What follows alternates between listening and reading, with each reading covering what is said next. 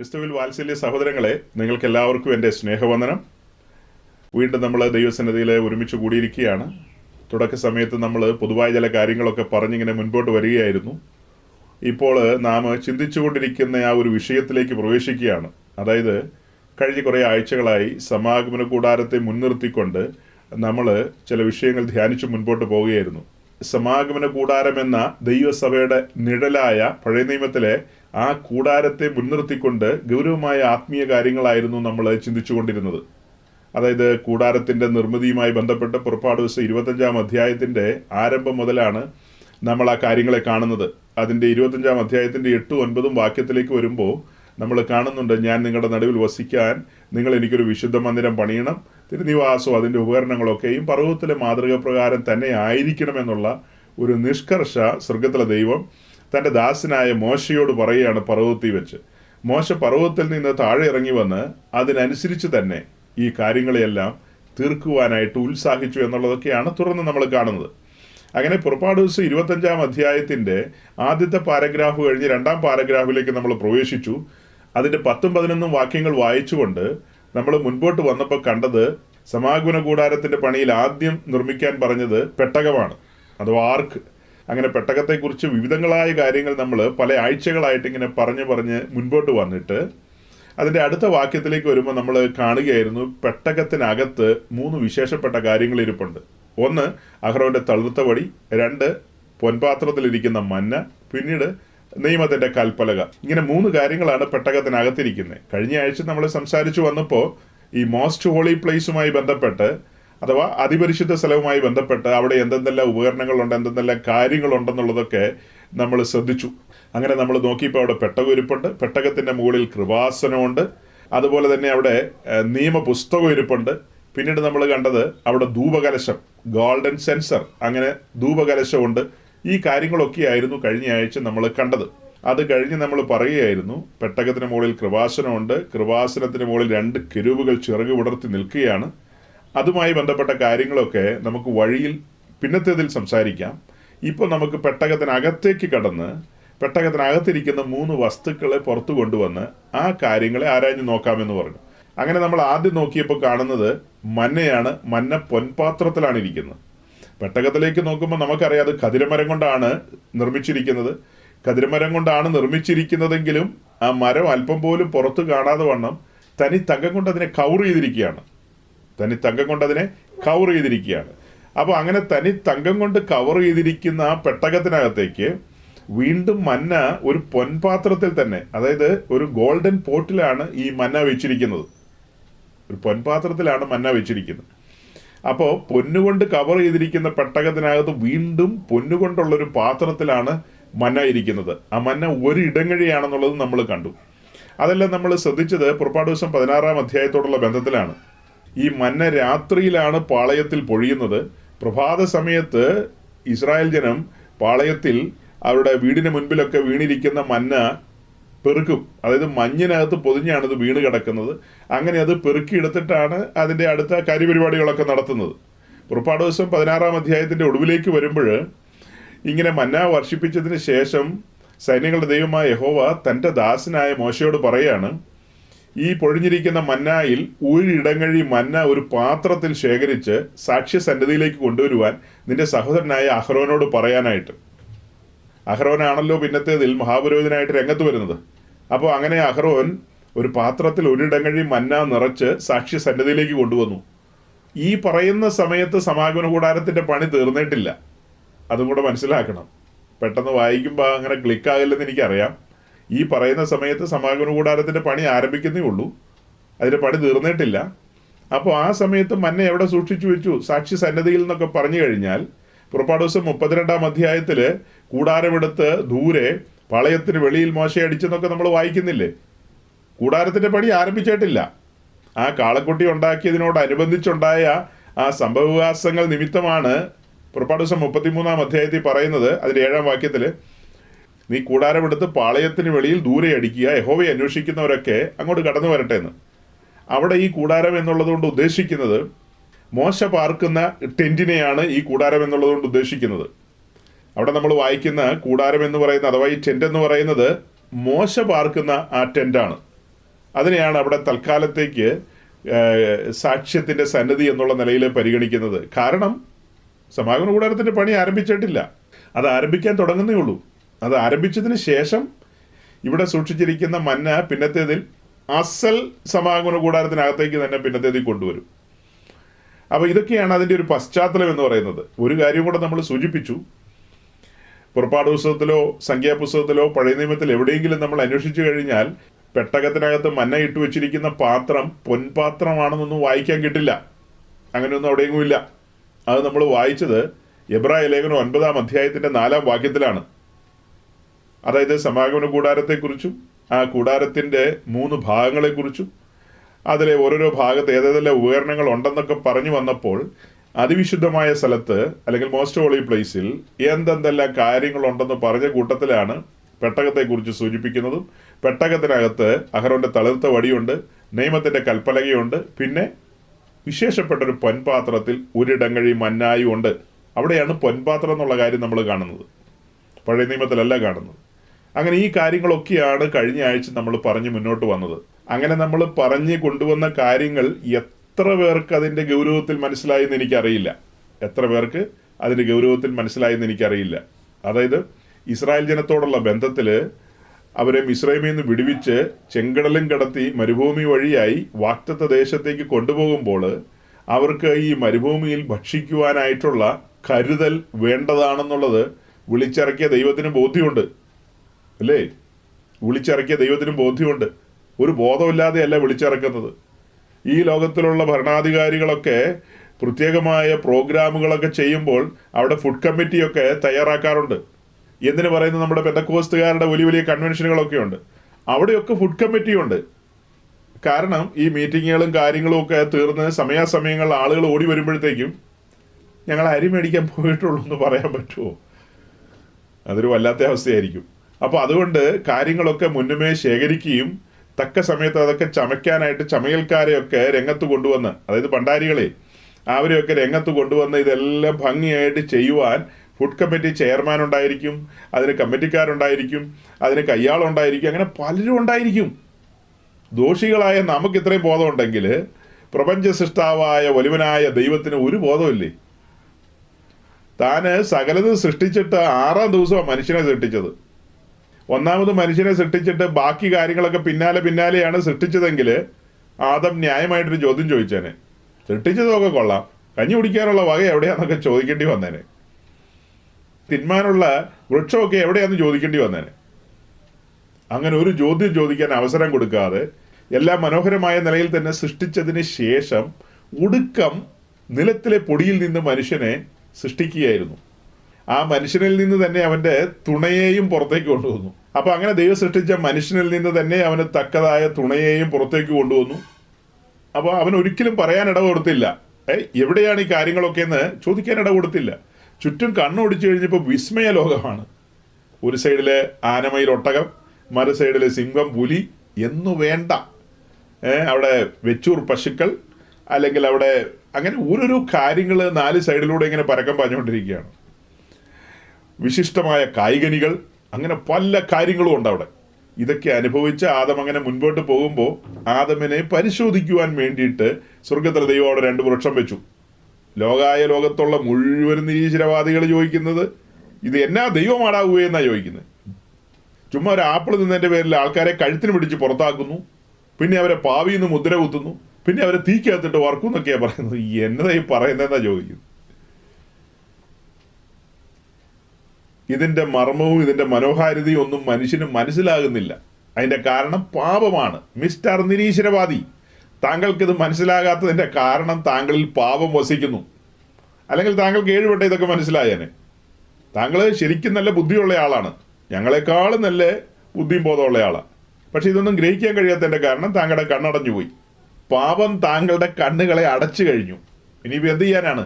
കാതുകളെ അടച്ചു വെച്ചിരിക്കുക, ഈ സത്യം ഗ്രഹിക്കാൻ കഴിയാത്തവണ്ണം. ആളുകൾ അങ്ങനെ പല രീതിയിലുമൊക്കെ കാര്യങ്ങളെ പറയുമെങ്കിലും അവിടെ ഒരു പരിശോധനയായിരുന്നു. ആ പരിശോധനയിൽ ആദ്യ മനുഷ്യർ പരാജയപ്പെട്ടു പോയി. അതുപോലെ തന്നെ നമ്മൾ ഇസ്രായേലിൻ്റെ ചരിത്രം പഠിക്കുമ്പോൾ അവർക്ക് വേണ്ടുന്ന എല്ലാ കാര്യങ്ങളും കരുതി വെച്ചിട്ട് തന്നെയാണ് അവരെ മിസ്രൈമിൽ നിന്ന് വിളിച്ചിറക്കിയത്. ഇപ്പം ഞാൻ ഈ പറയുന്നത് ചെവി വട്ടം പിടിച്ച് കേൾക്കണം എല്ലാ പെന്തിക്കോസുകാരും. ഇസ്രായേലിന് വേണ്ടുന്ന സകല കാര്യങ്ങളും ഒരുക്കി വെച്ചിട്ടാണ് വലുവനായ ദൈവം അവരെ മിസ്രൈമിൽ നിന്ന് പുറപ്പെടുവിച്ചുകൊണ്ട് വരുന്നത്. അവരെ പുറപ്പെടുവിച്ചുകൊണ്ട് വന്ന് മരുഭൂമിയിലേക്ക് പ്രവേശിപ്പിച്ചതിന് ശേഷം പറയാണ്, ഒരു 10 മിനിറ്റ് വെയിറ്റ് ചെയ്യണം കേട്ടോ, കാര്യങ്ങളൊക്കെ ഒന്ന് വെന്ത് വരണമല്ലോ. വെന്ത്, അങ്ങനെയല്ലേ നമ്മൾ പറയാറ്, ഒന്ന് വെന്ത് വരണം, പിന്നെ ഒന്ന് ചൂടാറണം. അങ്ങനെ വെന്ത് വരാനും ചൂടാറാനൊന്നും ഇല്ലെന്നേ. അബ്രഹാമിനോട് സ്വർഗത്തിലെ ദൈവം പറയാണ്, നിന്റെ സന്തതി ഈ പറയുന്ന കാലത്ത് അവിടെ പരദേശികളായി പാർക്കും, പിന്നത്തേതിൽ ഞാൻ അവരെ വിടിപ്പിച്ചുകൊണ്ട് വരും, മരുഭൂമി വഴിയായി അവരെ നടത്തി ഞാൻ കനാനിലേക്ക്, വാഗ്ദത്ത ഭൂമിയിലേക്ക് കൊണ്ടുവരും എന്ന് പറയുന്നതിന് മുൻപ് തന്നെ അവർക്ക് വേണ്ടി എലീമില് 12 കിണറും അതുപോലെ ഈന്തപ്പനകളും ഒക്കെ അവിടെ കരുതിയിരുന്നു. രഫീദീമിലെ പാറ പിളരാൻ തയ്യാറായിട്ട് കാലങ്ങൾക്ക് മുമ്പ് നിൽക്കുകയാണ്. യുഗങ്ങളുടെ മുമ്പ് പിളരാൻ തയ്യാറായി നിൽക്കുന്ന പാറയാണ് രഫീദീമിലെ പാറ, പിളർക്കപ്പെട്ട പാറ. കേട്ടോണം, അല്ലാതെ പെട്ടെന്ന് മോശം വന്ന് വടിക്കടിച്ചപ്പോൾ പിളർന്നു പോയതല്ല. അതൊക്കെ കാലങ്ങൾക്ക് മുമ്പ് ആ ജനത്തിന് വേണ്ടുന്ന നീരുറവ അവിടെ കരുതി വെച്ചിരിക്കുകയാണ്. എവിടെയാ? മരുഭൂമിയിൽ നീരുറവയോ? യെസ്, മരുഭൂമിയിൽ നീരുറവ കരുതി വെച്ചിരിക്കുകയാണ്. തൻ്റെ ദാസനായ അബ്രഹാമിന്റെ സന്തതി പരമ്പരയെ വഴിയിൽ കരുതുന്ന ദൈവം, അതേ അബ്രഹാമിന്റെ സന്തതികളാ കേട്ടോ നമ്മള്. അവർ അക്ഷരീക സന്തതികളും നാം ആത്മീയ സന്തതികളും. തുല്യ ഗൗരവമല്ല, ആ ആത്മീയ സന്തതികൾക്ക് പിന്നെയും ഗൗരവം കൂടുതലാണെന്ന് എനിക്ക് തോന്നുന്നത്.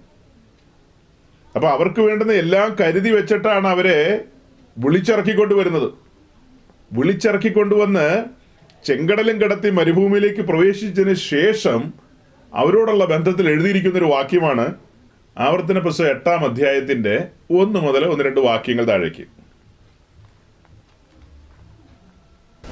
നിങ്ങൾ ജീവിച്ചിരിക്കുകയും വർദ്ധിക്കുകയും യഹോവ നിങ്ങളുടെ പിതാക്കന്മാരോട് സത്യം ചെയ്ത ദേശം ചെന്ന് കൈവശമാക്കുകയും ചെയ്യേണ്ടതിന് ഞാൻ ഇന്ന് നിങ്ങളോട് കൽപ്പിക്കുന്ന സകല കൽപ്പനകളും നിങ്ങൾ പ്രമാണിച്ച് നടക്കണം. നിന്റെ ദൈവമായ യഹോവ നിന്നെ താഴ്ത്തുവാനും തന്റെ കൽപ്പനകൾ പ്രമാണിക്കുമോ ഇല്ലയോ എന്ന് നിന്നെ പരീക്ഷിച്ച് നിന്റെ ഹൃദയത്തിൽ ഇരിക്കുന്ന അറിവാനുമായി നിന്നെ 40 സംവത്സരം മരുഭൂമിയിൽ നടത്തിയ വിധമൊക്കെ നീ ഓർക്കണം. അവൻ നിന്നെ താഴ്ത്തുകയും നിന്നെ വിശപ്പിക്കുകയും മനുഷ്യൻ അപ്പം കൊണ്ട് മാത്രമല്ല യഹോവയുടെ വായിൽ നിന്ന് പുറപ്പെടുന്ന സകല വചനം കൊണ്ടും ജീവിക്കുന്നുവെന്ന് നിന്നെ ഗ്രഹിപ്പിക്കേണ്ടതിന് നീയും നിന്റെ പിതാക്കന്മാരും അറിഞ്ഞിട്ടില്ലാത്ത മന്ന കൊണ്ട് നിന്നെ പോഷിപ്പിക്കുകയും ചെയ്തു. ഞാൻ തൊട്ട് മുമ്പ് പറഞ്ഞ ഒരു പശ്ചാത്തലം നിങ്ങളുടെ കൺമുമ്പിലേക്ക് വരണം. അബ്രഹാമിന്റെ സന്തതി പരമ്പരകളെ മിസ്രൈമിന്റെ ഇരുമ്പുലയിൽ നിന്ന് നീട്ടിയ ഭുജത്താലും വീര്യമുള്ള കരത്താലും വിടുവിച്ചുകൊണ്ട് വരുന്നു. അബ്രഹാമിന്റെ അക്ഷരീക സന്തതി വർഗത്തെ. ഇപ്പോൾ എന്നെ കേട്ടുകൊണ്ടിരിക്കുന്നത് അബ്രഹാമിന്റെ ആത്മീയ സന്തതികളാണ്. ശ്രദ്ധിക്കണം, ഇപ്പോൾ എന്നെ ശ്രവിച്ചുകൊണ്ടിരിക്കുന്നത് അബ്രഹാമിന്റെ ആത്മീയ സന്തതികളാണ്. 2 കൂട്ടരെയും തുല്യമായ നിലയിലാണ് വിടുവിക്കുന്നത്. അവരെ മിസ്രൈം എന്ന ഇരുമ്പുലയിൽ നിന്ന് വിടുവിച്ചെങ്കിൽ നമ്മെ ഈ ലോകമാകുന്ന മിസ്രൈം എന്ന ഇരുമ്പുലയിൽ നിന്നാണ് വിടുവിച്ചിരിക്കുന്നത്. ഫറവോന്റെ അടിമത്തത്തിൽ നിന്ന് അവരെ പുറപ്പെടുവിച്ചെങ്കിൽ നമ്മെ സാത്താന്റെ അടിമത്തത്തിൽ നിന്നാണ് പുറപ്പെടുവിച്ചിരിക്കുന്നത്. അവരെ ചെങ്കടൽ കടത്തിയെങ്കിൽ നമ്മയും ചെങ്കടൽ കടത്തി മരുഭൂമിയുടെ അനുഭവത്തിലേക്ക് അവരും വന്നു, നമ്മളും വന്നു. നമ്മുടെ ക്രിസ്തീയ ജീവിതത്തിന്റെ ആരംഭ സമയത്ത് മരുഭൂ സമാനമായ അനുഭവങ്ങൾ നമ്മൾ അനുഭവിച്ചിട്ടുണ്ട്. ഈ കാര്യങ്ങളൊക്കെ പറയുമ്പോൾ ഇന്നെന്ന പോലെ നമ്മൾ ആ കാര്യങ്ങളെ ഒന്ന് സ്മരിക്കുകയാണ്. ഇവിടെ എന്താ വായിച്ചത്?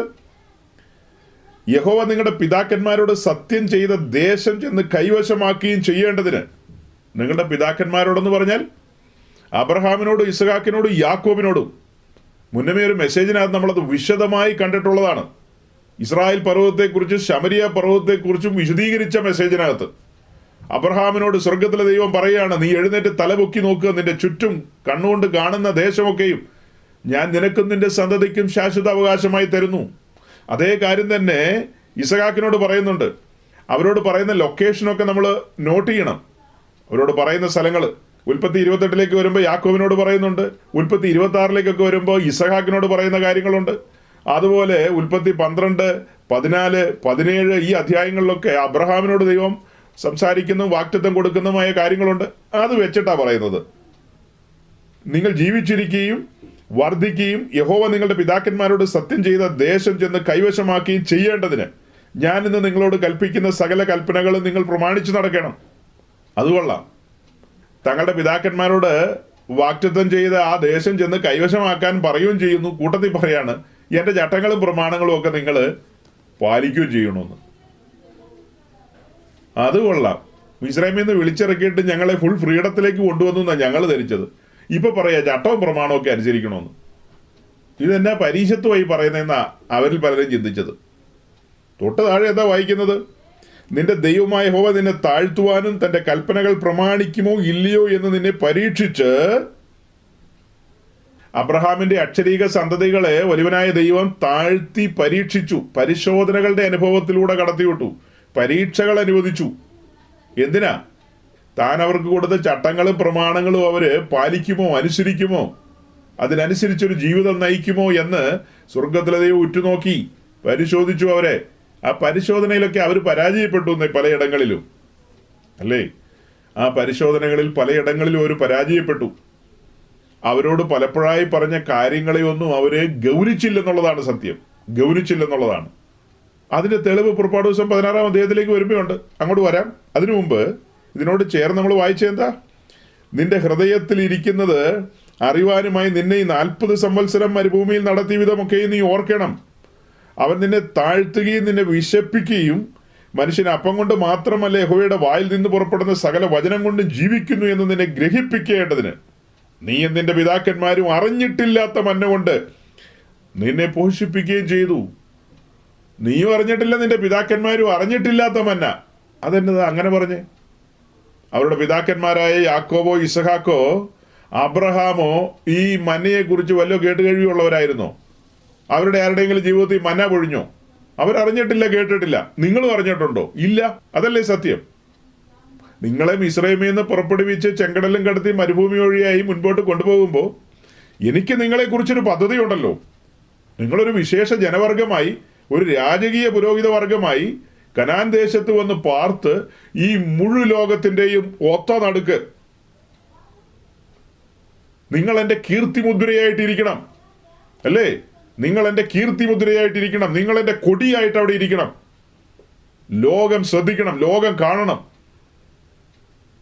ഒരു ജനവർഗത്തെ സ്വർഗത്തിലെ ദൈവം തെരഞ്ഞെടുത്തു.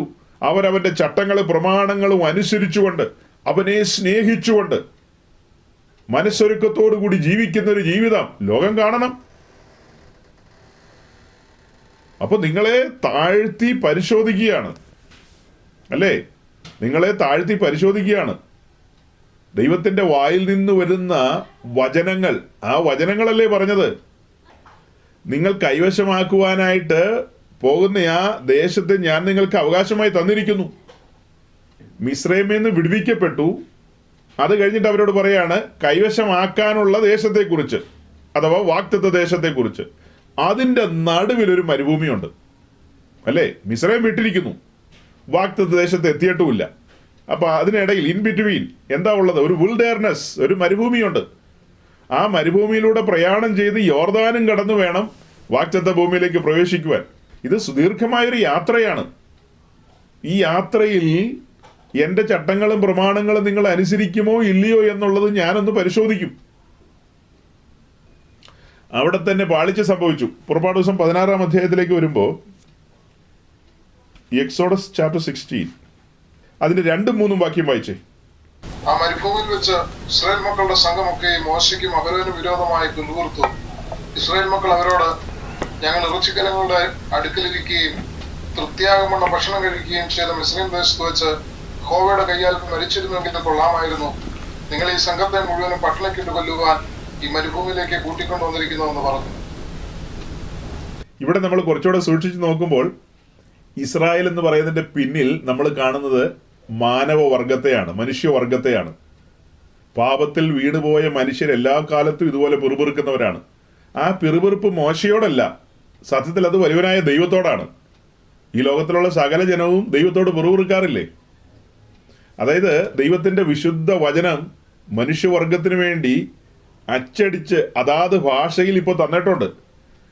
ഇത് അന്വേഷിക്കുകയോ പഠിക്കുകയോ ചെയ്യാതെ കൊറോണ വരുന്ന സമയത്ത്, കൊറോണ സമയത്ത് നിന്റെ ദൈവം എവിടെ ഒളിച്ചിരിക്കുകയായിരുന്നോ? ഭയങ്കര ചോദ്യങ്ങളാണ് ചോദിച്ചുകൊണ്ട് വരുന്നത്. കൊറോണ സമയത്ത് നിന്റെ ദൈവം എവിടെ ഒളിച്ചിരിക്കുകയാണോ എന്ന്. ഭൂകമ്പം ഉണ്ടായപ്പോൾ നിന്റെ ദൈവം എന്താ തടയാഞ്ഞത്? പേമാരി ഉണ്ടായപ്പോൾ അല്ലെങ്കിൽ കലാമിറ്റീസ് ഉണ്ടായപ്പോൾ നിന്റെ ദൈവം എവിടെയായിരുന്നു? ഇതെല്ലാം ഇതിനകത്ത് എഴുതി വെച്ചിരിക്കുകയാണ്. കാലാകാലങ്ങളിൽ ഇങ്ങനെയുള്ള കാര്യങ്ങളെല്ലാം സംഭവിക്കുമെന്ന് എഴുതി വെച്ചിരിക്കുന്ന കാര്യങ്ങൾക്ക് ഒരു വള്ളിപുള്ളി വ്യത്യാസമില്ലാതെ സംഭവിച്ചുകൊണ്ടിരിക്കുകയാണ്.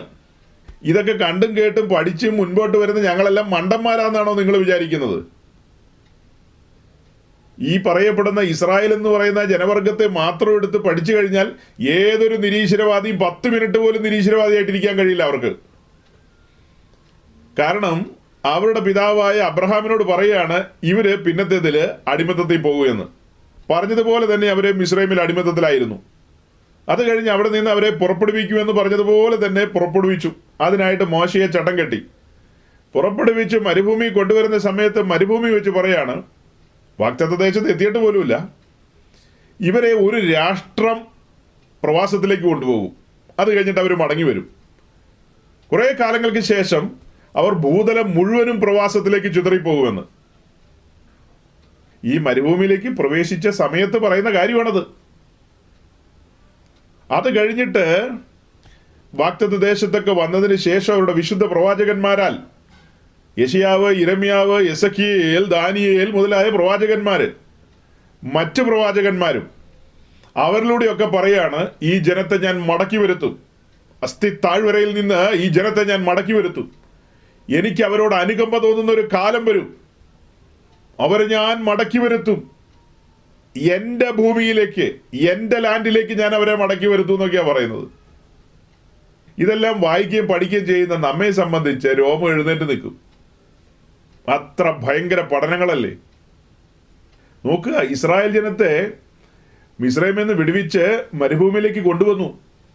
അങ്ങനെ കൊണ്ടുവന്ന ദൈവത്തിന് അവരെക്കുറിച്ചൊരു പദ്ധതി ഉണ്ടെന്നുള്ളത് അവർ തിരിച്ചറിയണ്ടേ?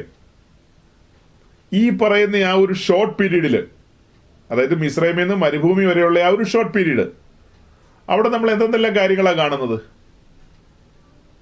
അതായത് അവരുടെ സേനാനായകനായ അല്ലെങ്കിൽ അവരുടെ നായകനായ മോശയെ അവരുടെ നടുവിലേക്ക് അയക്കുന്നു. മോശ അവരുടെ നടുവിൽ ചെയ്ത വൻകാര്യങ്ങൾ, 10 ബാധകൾ ഇസ്രായേൽ ജനം ജീവിതത്തിൽ അതുപോലെ കണ്ടിട്ടുണ്ടോ? ഇതിനു മുമ്പ് ഏതെങ്കിലും ഇസ്രായേലിന് അതുപോലത്തെ കാര്യങ്ങൾ ജീവിതത്തിൽ കണ്ടിട്ടുണ്ടോ? ഒടുക്കം പെസഹായും ചോരത്തളി ആചരിച്ച് പുറപ്പെടുമ്പോൾ സകല മിസ്രൈമ്യരുടെയും ഭവനങ്ങളിൽ നിന്ന് വിലാപസ്വരം ഉയരുമ്പോൾ ഇസ്രായേലിന്റെ ഭവനങ്ങളിൽ നിന്ന് സന്തോഷത്തിന്റെ സ്വരമാണ് ഉയരുന്നത്. അവർ തിടുക്കത്തോടെ പെസഹ ആചരിച്ചുകൊണ്ട് മിസ്രൈമിൽ നിന്ന് പുറപ്പെട്ടു വരികയാണ്. അതൊക്കെ വിസ്മയകരമായ കാര്യങ്ങളല്ലേ? സാമാന്യ ബുദ്ധിയിൽ തെളിയുന്ന കാര്യങ്ങളാണോ അതൊക്കെ? ഒരു മനുഷ്യന്റെ സാമാന്യ ബുദ്ധിയിൽ ചിന്തിച്ചാൽ കൂട്ടിയാൽ കൂടുന്ന കാര്യങ്ങളാണോ അതൊക്കെ? വിസ്മയകരമായ കാര്യങ്ങൾ. അതും കഴിഞ്ഞ് അവര് ചെങ്കടലിന്റെ കരയ്ക്ക് വന്നു കഴിഞ്ഞപ്പോൾ വീണ്ടും ജനമെല്ലാം വെറുവെറുക്കാൻ തുടങ്ങി. ആട്ടെ, അതൊക്കെ വിട്. മോശയുടെ കരത്തോട് ചേർത്ത് വെച്ച് വലിയവനായ ദൈവം ചെങ്കടലിനെ 2ആയി വിഭജിക്കുകയാണ്. ഉണങ്ങിയ നിലത്തെന്ന പോലെ അവര് മറുകര കടക്കുകയാണ്. ഇതെല്ലാം കണ്ണാലെ കാണുക മാത്രമല്ല, അനുഭവിക്കുകയും ചെയ്യുകയല്ലേ അവര് മറുകര കടന്നിട്ട് തിരിഞ്ഞു നോക്കുമ്പോൾ അവരെ പിന്തുടരാൻ ശ്രമിച്ച ഫറവോയും സംഘവും ആ ചെങ്കടലിൽ മുങ്ങി മരിക്കുകയാണ്. അല്ലെങ്കിൽ അവരുടെ മേൽ ദൈവിക ന്യായവിധി കടന്നു വരികയാണ്. ഇതൊക്കെ കണ്ട മനുഷ്യര് ഇമ്മീഡിയറ്റ് ആയിട്ട് സംഭവിക്കുന്ന കാര്യം മാറായിലെ കൈപ്പേറിയ ജലത്തെ മധുരജലമാക്കി തീർക്കുന്ന കാഴ്ചയാണ്. അത് കഴിഞ്ഞിട്ട് മുൻപോട്ട് വരുമ്പോൾ അവർക്ക് വേണ്ടി കരുതി വെച്ചിരിക്കുന്ന എലീമിലെ ഈന്തപ്പഴവും നീരുറവകളും മുൻപോട്ട് വന്നു കഴിഞ്ഞപ്പോൾ രഫീദീമിലെ പാറ പിളർന്ന് തെളിനീര് അവർക്ക് വേണ്ടി ഒഴുകിയതും ഇതൊക്കെ കണ്ട ജനം പകൽ മേഘസ്തംഭത്തിലും രാത്രി അഗ്നിസ്തംഭത്തിലുമല്ലേ സഞ്ചാരം. പറയാൻ വിട്ടുപോയി നമ്മൾ. വിസ്മയകരമായ ഒരു കാഴ്ചയാണത്. മനുഷ്യചരിത്രത്തിൽ ഇന്നു വരെ ആരെങ്കിലും അങ്ങനെ വല്ലതും കണ്ടിട്ടുണ്ടോ? ഒരു മനുഷ്യക്കുഞ്ഞും കാണാത്ത കാര്യങ്ങളാണതൊക്കെ. ഒരു മനുഷ്യക്കുഞ്ഞും ഇന്നു വരെ കാണാത്ത കാര്യങ്ങളാണ്. മിസ്രൈമിൽ നിന്ന് അവരെ പുറപ്പെടുവിച്ചു കൊണ്ടുവരുന്നതിനെ കുറിച്ച് നമ്മൾ പുറപ്പാട് പുസ്തകത്തിൽ വായിക്കുന്നത്. യഹോവയായ ദൈവം അവരുടെ മുൻപടയായിട്ട് കൂടെ നടക്കുകയാണ് മുന്നിൽ. സൃഷ്ടാവായ ദൈവം അവരോട് ചേർന്ന് നടക്കുകയാണ് മുന്നിൽ. അവർ ഹോരേബിൽ വന്നതിന് ശേഷം കാളക്കുട്ടി എന്ന ആ ഒരു ബൃഹത്തായ പ്രോഗ്രാമിലേക്ക് പോയതിന് ശേഷം ഞാനിനി നിങ്ങളുടെ നടുവിൽ നടക്കുന്നില്ല, പകരം എൻ്റെ ദൂതനെ അയച്ചേക്കാന്ന്. അതുവരെ അങ്ങനെയല്ല കാര്യങ്ങൾ പോയത്. അവരുടെ നടപടി ദൂഷ്യം നിമിത്തം ഇനി ഒരു ദൂതൻ നിങ്ങളെ നയിക്കുമെന്നാണ് അവിടെ പറയുന്നത്. അതോർത്ത് സ്തോത്രം എന്ന് പറയുന്ന ആൾക്കാരും ഉണ്ട് നമ്മുടെ ഇടയിൽ. എന്തുവാകട്ടെ. അപ്പൊ ഈ ഇത്രയും കാര്യങ്ങൾ കണ്ടും കേട്ടും അനുഭവിച്ചും വന്ന അവര് ഇപ്പൊ വായിച്ചത് എന്തെന്നാ? 16 അധ്യായത്തിന്റെ 2 വാക്യം. ആ മരുഭൂമിയിൽ വെച്ച് ഇസ്രായേൽ മക്കളുടെ സംഘമൊക്കെയും മോശയ്ക്കും അഹ്റോനും വിരോധമായി പിറുപിറുത്തു. ഇസ്രായേൽ മക്കൾ അവരോട്, ഞങ്ങൾ ഇറച്ചിക്കലങ്ങളുടെ അടുക്കൽ ഇരിക്കുകയും തൃപ്തിയാമണ്ണം ഭക്ഷണം കഴിക്കുകയും ചെയ്ത് മിസ്രൈം ദേശത്ത് വെച്ച് യഹോവയുടെ കയ്യാൽ മരിച്ചിരുന്നു എങ്കിൽ കൊള്ളായിരുന്നു. നിങ്ങൾ ഈ സംഘത്തെ മുഴുവനും പട്ടിണിക്കിട്ട് കൊല്ലുവാൻ ഈ മരുഭൂമിയിലേക്ക് കൂട്ടിക്കൊണ്ട് വന്നിരിക്കുന്നു എന്ന് പറഞ്ഞു. അശേഷം വിശ്വാസം വർക്കൗട്ട് ചെയ്തില്ല. അവരുടെ ഉള്ളിൽ വിശ്വാസം എന്ന് പറയുന്ന കാര്യത്തിന്റെ കണിക പോലും ഉണ്ടായില്ല. അവർ കേവല മനുഷ്യരെ പോലെ സംസാരിച്ചു. ഞാൻ വിശദീകരിച്ച കാര്യം നിങ്ങൾ മറന്നോ? മിസ്രൈമിൽ നിന്ന് വിടുവിച്ച വിടുതലും മുന്നോട്ടുള്ള പ്രയാണങ്ങളെല്ലാം ഒന്ന് ഓർത്തോർത്തു വെച്ചേ. ഇവർക്ക് എങ്ങനെ ഇങ്ങനെ സംസാരിക്കാൻ തോന്നി? ഇങ്ങനെ സംസാരിക്കുന്ന ഒത്തിരി പേരെ ഞാൻ ഈ വിശ്വാസികൾ എന്ന് പറയുന്ന ആളുകളുടെ ഇടയിൽ കണ്ടിട്ടുണ്ട്. എന്തുകൊണ്ടാണ് ഞങ്ങളുടെ ജീവിതത്തിൽ ഇങ്ങനെയൊക്കെ സംഭവിക്കുന്നത്? എന്നാ സംഭവിച്ചാലും നമ്മൾ കഴിഞ്ഞ ആഴ്ച പാടിയതുപോലെ, ഞാൻ കർത്താവിനാൽ പിശാചിന് എൻ്റെ ജീവിതത്തിൽ എന്നാ ചെയ്യാൻ പറ്റുമെന്നല്ലേ പാട്ടുകാരൻ ചോദിച്ചത്? അങ്ങനെയല്ലേ ചോദിച്ചത്? ഞാൻ കർത്താവിനാൽ സാത്താൻ എൻ്റെ ജീവിതത്തിൽ എന്നാ ചെയ്യാൻ പറ്റുമെന്ന്. ഏറിയാൽ ഇച്ചിരി ഉപദ്രവമൊക്കെ ഉണ്ടാവും. മരണത്തിൻ്റെ അധികാരമൊന്നും സാത്താൻ്റെ കയ്യിലില്ല. പ്രാണന്റെ ഉടയവൻ വലിയവനായ ദൈവം തന്നെയാണ്. പിന്നെ ദൈവം അനുവദിച്ചാൽ എന്ത് സംഭവിക്കാം, അത്ര മാത്രമേ ഉള്ളൂ. ഇവിടെയെല്ലാം നമ്മുടെ ചിന്ത എത്രയേ ഉള്ളൂ, നിർണയപ്രകാരം വിളിക്കപ്പെട്ടവർക്ക് സകലതും നന്മയ്ക്കായി കൂടി വ്യാപരിക്കുന്നു. ഈ പഴയ നിയമ ഇസ്രായേലിന് അത്രയും ബോധം ഉണ്ടായില്ല. അയ്യോ, അവരുടെയൊക്കെ ചരിത്രം എഴുതി പുസ്തകം കയ്യിൽ വെച്ച നമ്മളാണ് അവരെക്കാളും ചില സമയത്ത് താഴെ പോകുന്നത്, ചോദ്യചിഹ്നങ്ങൾ ഉണ്ടാക്കുന്ന പാർട്ടികളായിട്ട് മാറുന്നത്. ഇതിന് മാത്രം ചോദ്യചിഹ്നങ്ങളൊന്നും ഉണ്ടാക്കണ്ടെന്നേ. ഇപ്പോൾ വായിച്ച ഈ 4-ാം വാക്യത്തിൽ അവർ പറയാണ്, ഞങ്ങൾ ഇറച്ചിക്കലങ്ങളുടെ അടുക്കിൽ ഇരുന്നതാണെന്ന്. ഞങ്ങളെ മിസ്രൈമിൽ നിന്ന് എന്തിന് പുറപ്പെടുവിച്ചുകൊണ്ട് വന്നെന്ന്. മിസ്രൈമിൽ ഇവർ അടിമത്തത്തിലായിരുന്നു എന്നുള്ളത് ഈ മണ്ടന്മാർ തിരിച്ചറിയുന്നില്ല. ഇറച്ചിക്കലം ഉണ്ടെങ്കിലും അവരവിടെ അടിമകളായിരുന്നു, സ്വാതന്ത്ര്യമില്ലായിരുന്നു, സ്വന്തം ദേശത്തല്ലായിരുന്നു അവര്. ഇന്നും പലരോടും നമ്മൾ സുവിശേഷം പറയുമ്പോൾ അവർ പറയുന്നത് ഞങ്ങൾ ഇറച്ചിക്കലങ്ങളുടെ അടുക്ക് ചാരി ഇരിക്കുക എന്ന ചില കൊച്ചമ്മമാരും ചില അച്ചായന്മാരും പറയുന്നത്. ഞങ്ങൾക്കിപ്പോൾ എന്തിൻ്റെ കുറവാ? നിങ്ങൾ പറയുന്ന പോലെ യേശുവിനെ സ്വന്തം രക്ഷിതാവും കർത്താവുമായി സ്വീകരിക്കുന്നത് എന്തിനാന്നൊക്കെയാ ചോദിക്കുന്നത്. എടാ ഉവ്വേ, നീ അടിമത്തത്തിലാണ്, നീ പാപത്തിന്റെ ചങ്ങലകളാൽ ബന്ധിതനാണ്. നീ ഏത് സുറിയാനി ക്രിസ്ത്യാനി ആയിക്കോട്ടെ, നീ ഏത് കൊമ്പത്തെ പുള്ളി ആയിക്കോട്ടെ, നീ അടിമത്തത്തിലാണ്. നിനക്ക് കാണാൻ മേലെന്നേ. കാണാമെന്നുള്ള നിന്റെ തോന്നല് മാത്രമാണ്. നിന്റെ കണ്ണ് കാണാൻ മേല. നീ അടിമത്തത്തിലാണ്. തിരിച്ചറിയ്. യേശുക്രിസ്തുവിലൂടെ അല്ലാതെ ഒരു സ്വാതന്ത്ര്യമില്ല. യേശുക്രിസ്തുവിലൂടെ അല്ലാതെ ഒരു സ്വാതന്ത്ര്യമില്ല. ഈ ലോകമാകുന്ന മിസ്രൈമിൽ അടിമത്തത്തിൽ തന്നെയാണ് എല്ലാ കേമന്മാരും കേമികളും. എന്തിനാ ഞങ്ങൾ പുറപ്പെട്ടു വരുന്നതെന്നാ ചോദിക്കുന്നത്. ഇങ്ങനെ വിശ്വാസ വഴിയിലേക്കൊക്കെ വന്നിട്ട് എത്രയോ പേരെ പിന്മാറിപ്പോയിരിക്കുന്നത്. പിന്മാറിപ്പോയ ആളുകൾക്ക് എല്ലാം പറയാനുള്ള കഥ എന്താ? ഇവിടെ കാര്യമായിട്ട് ഇറച്ചിക്കലങ്ങളില്ലെന്ന്, ചാരി ഇരിക്കാൻ പാകത്തിന് ഇറച്ചിക്കലങ്ങളില്ലെന്ന്. അതായത് ഞങ്ങളുടെ ജഡീകമായ ആഗ്രഹങ്ങളെ തൃപ്തിപ്പെടുത്താൻ കഴിയുന്നില്ലെന്ന് ഈ യാത്രയിൽ. മിസ്രൈമിലാണ് ഞങ്ങൾ ജഡീകമായിട്ട് തന്നെയാണ് ജീവിച്ചത്. ജഡീക ആസക്തിക്കെല്ലാം അവിടെ സാധ്യതകളുണ്ടായിരുന്നു. ഈ യാത്രയിൽ കേൾക്കുന്ന പ്രസംഗം മുഴുവനും ഇങ്ങനെ വിശുദ്ധിക്കും വേർപാടിനും വേണ്ടി നിൽക്കണമെന്നൊക്കെ പറഞ്ഞാൽ ഒരു പോസിറ്റീവ് തിങ്കിങ് ഒന്നും വരുന്നില്ലെന്നേ. ഒരു മോട്ടിവേഷണൽ സ്പീച്ച് ഒന്നും കേൾക്കാനില്ല. താഴ്ത്തി പരിശോധിക്കുന്നൊക്കെയാണ് പ്രസംഗം. അതൊക്കെ നെഗറ്റീവ് പ്രസംഗങ്ങളല്ലേ എന്നാ ചോദിക്കുന്നത്.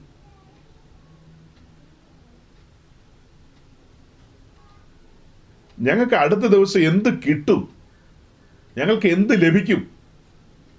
മന്നായുമായി ബന്ധപ്പെട്ട നമ്മുടെ സംസാരമാകട്ടെ ഇപ്പോൾ ഈ മാറി പറഞ്ഞു പോകുന്നത്. ഞങ്ങൾക്ക് എന്ത് കിട്ടുമെന്നുള്ളതാണ് എല്ലാവർക്കും അറിയേണ്ടത്. എൻ്റെ പൊന്നു സ്നേഹിത, നിന്റെ ചങ്ങലകൾ അഴിച്ചതോർത്ത് നീ എന്താ സ്തോത്രം ചെയ്യാത്തത്? നീ ബന്ധിതനായിരുന്നു. നിനക്ക് നാവെടുത്ത് ചലിപ്പിക്കാൻ കഴിയില്ലായിരുന്നു ഇന്നലകളിൽ. ഇന്ന് നിന്റെ വായിൽ പുതിയ പാട്ട് തന്നില്ലേ? നിന്റെ ഗമനത്തെ അവൻ സ്ഥിരമാക്കിയില്ലേ? ഉറപ്പുള്ള പാറമേലേക്ക് കൊണ്ടുവന്നില്ലേ? നീ വഴുവഴുപ്പിലായിരുന്നില്ലേ? ആ നീയാണോ ഈ ഇറച്ചിക്കലത്തിന്റെ കഥ പറഞ്ഞു വരുന്നത്? തിന്നുക, കുടിക്കുക, ആനന്ദിക്കുക എന്നുള്ളതാണോ നിന്റെ മുഖ്യമായ ലക്ഷ്യം? നിന്നെ അവിടെ നിന്ന് പുറപ്പെടുവിക്കുമ്പോൾ തന്നെ നിന്നെ കേൾപ്പിച്ചൊരു കാര്യമല്ലേ പിതാക്കന്മാരോട് വാക്ക് പറഞ്ഞിരിക്കുന്ന വാഗ്ദത്ത ദേശത്തേക്ക് നിന്നെ കൊണ്ടുപോവുകയാണെന്നുള്ളത്. പിതാക്കന്മാരുടെ വാക്ക് പറഞ്ഞിരിക്കുന്ന, സത്യം ചെയ്തിരിക്കുന്ന ദേശത്തേക്ക് നിന്നെ കൊണ്ടുപോവുകയാണെന്നല്ലേ പറഞ്ഞത്? അതെല്ലാം പറഞ്ഞല്ലേ നിന്നെ വിളിച്ചിറക്കിയത്? അങ്ങനെയല്ല, അതാണ് വിഷയം. നിന്റെ പെന്തിക്കോസ് പാസ്റ്റർമാര് നിന്നെ ചുമ്മാ വെള്ളത്തിലേക്ക് തള്ളിയിട്ടു. അവിടെയാണ് ഈ ദുരന്തത്തിന്റെ എല്ലാം ആരംഭം. ഇപ്പൊ ശരിയാക്കി തരാം, നാളെ ശരിയാക്കി തരാന്നൊക്കെ പറഞ്ഞാണ് എല്ലാം ശരിയാകും ബ്രദറെ. ഭാര്യയും ഭർത്താവും കൂടെ ഒരുമിച്ചങ്ങ് ഇറങ്ങിക്കോളാനാ പറഞ്ഞത്. അങ്ങനെ ഇറങ്ങിയിട്ട് നൂറ്റാണ്ടുകൾ കഴിഞ്ഞു, ഒന്നും സംഭവിക്കുന്നില്ല. നിരാശ കയറി, ഇറച്ചിക്കലങ്ങളെ കുറിച്ച് ഓർത്തുപോയി, അങ്ങനെ പലതിനെയും കുറിച്ച് ഓർത്തു പോവുകയാണ്. ഇതിലൊക്കെ ഭേദം അവിടെ തന്നെയായിരുന്നല്ലോ. നിങ്ങൾ ഈ പറഞ്ഞ ഓഫറുകൾ ഒന്നും ഇവിടെ വർക്കൗട്ട് ആയിട്ടില്ല. എന്തെല്ലാം ഒക്കെ പറഞ്ഞാൽ നിങ്ങൾ വിളിച്ചിറക്കിയത്? ഒന്നും നടക്കുന്നില്ലല്ലോ. ഇപ്പൊ ആരാണ്ടൊക്കെ വന്ന് പ്രസംഗിക്കുകയാണ്, താഴ്ത്തി പരിശോധിക്കും, അങ്ങനെയാണ് ഇങ്ങനെയാണെന്നൊക്കെ. ഇങ്ങനെയൊന്നും ഞങ്ങളോട് ആ തുടക്കത്തിൽ പറഞ്ഞില്ലല്ലോ. അങ്ങനെ പറയായിരുന്നെങ്കിൽ ഞങ്ങൾ വെള്ളത്തിലേക്ക് എടുത്തിയാടുമായിരുന്നോ? താഴ്ത്തി പരിശോധിക്കും. മരുഭൂമിയുടെ അനുഭവത്തിലൂടെ പോകുമ്പോൾ മന്ന മാത്രമേ ഉള്ളൂ, വേറൊന്നും കിട്ടില്ല.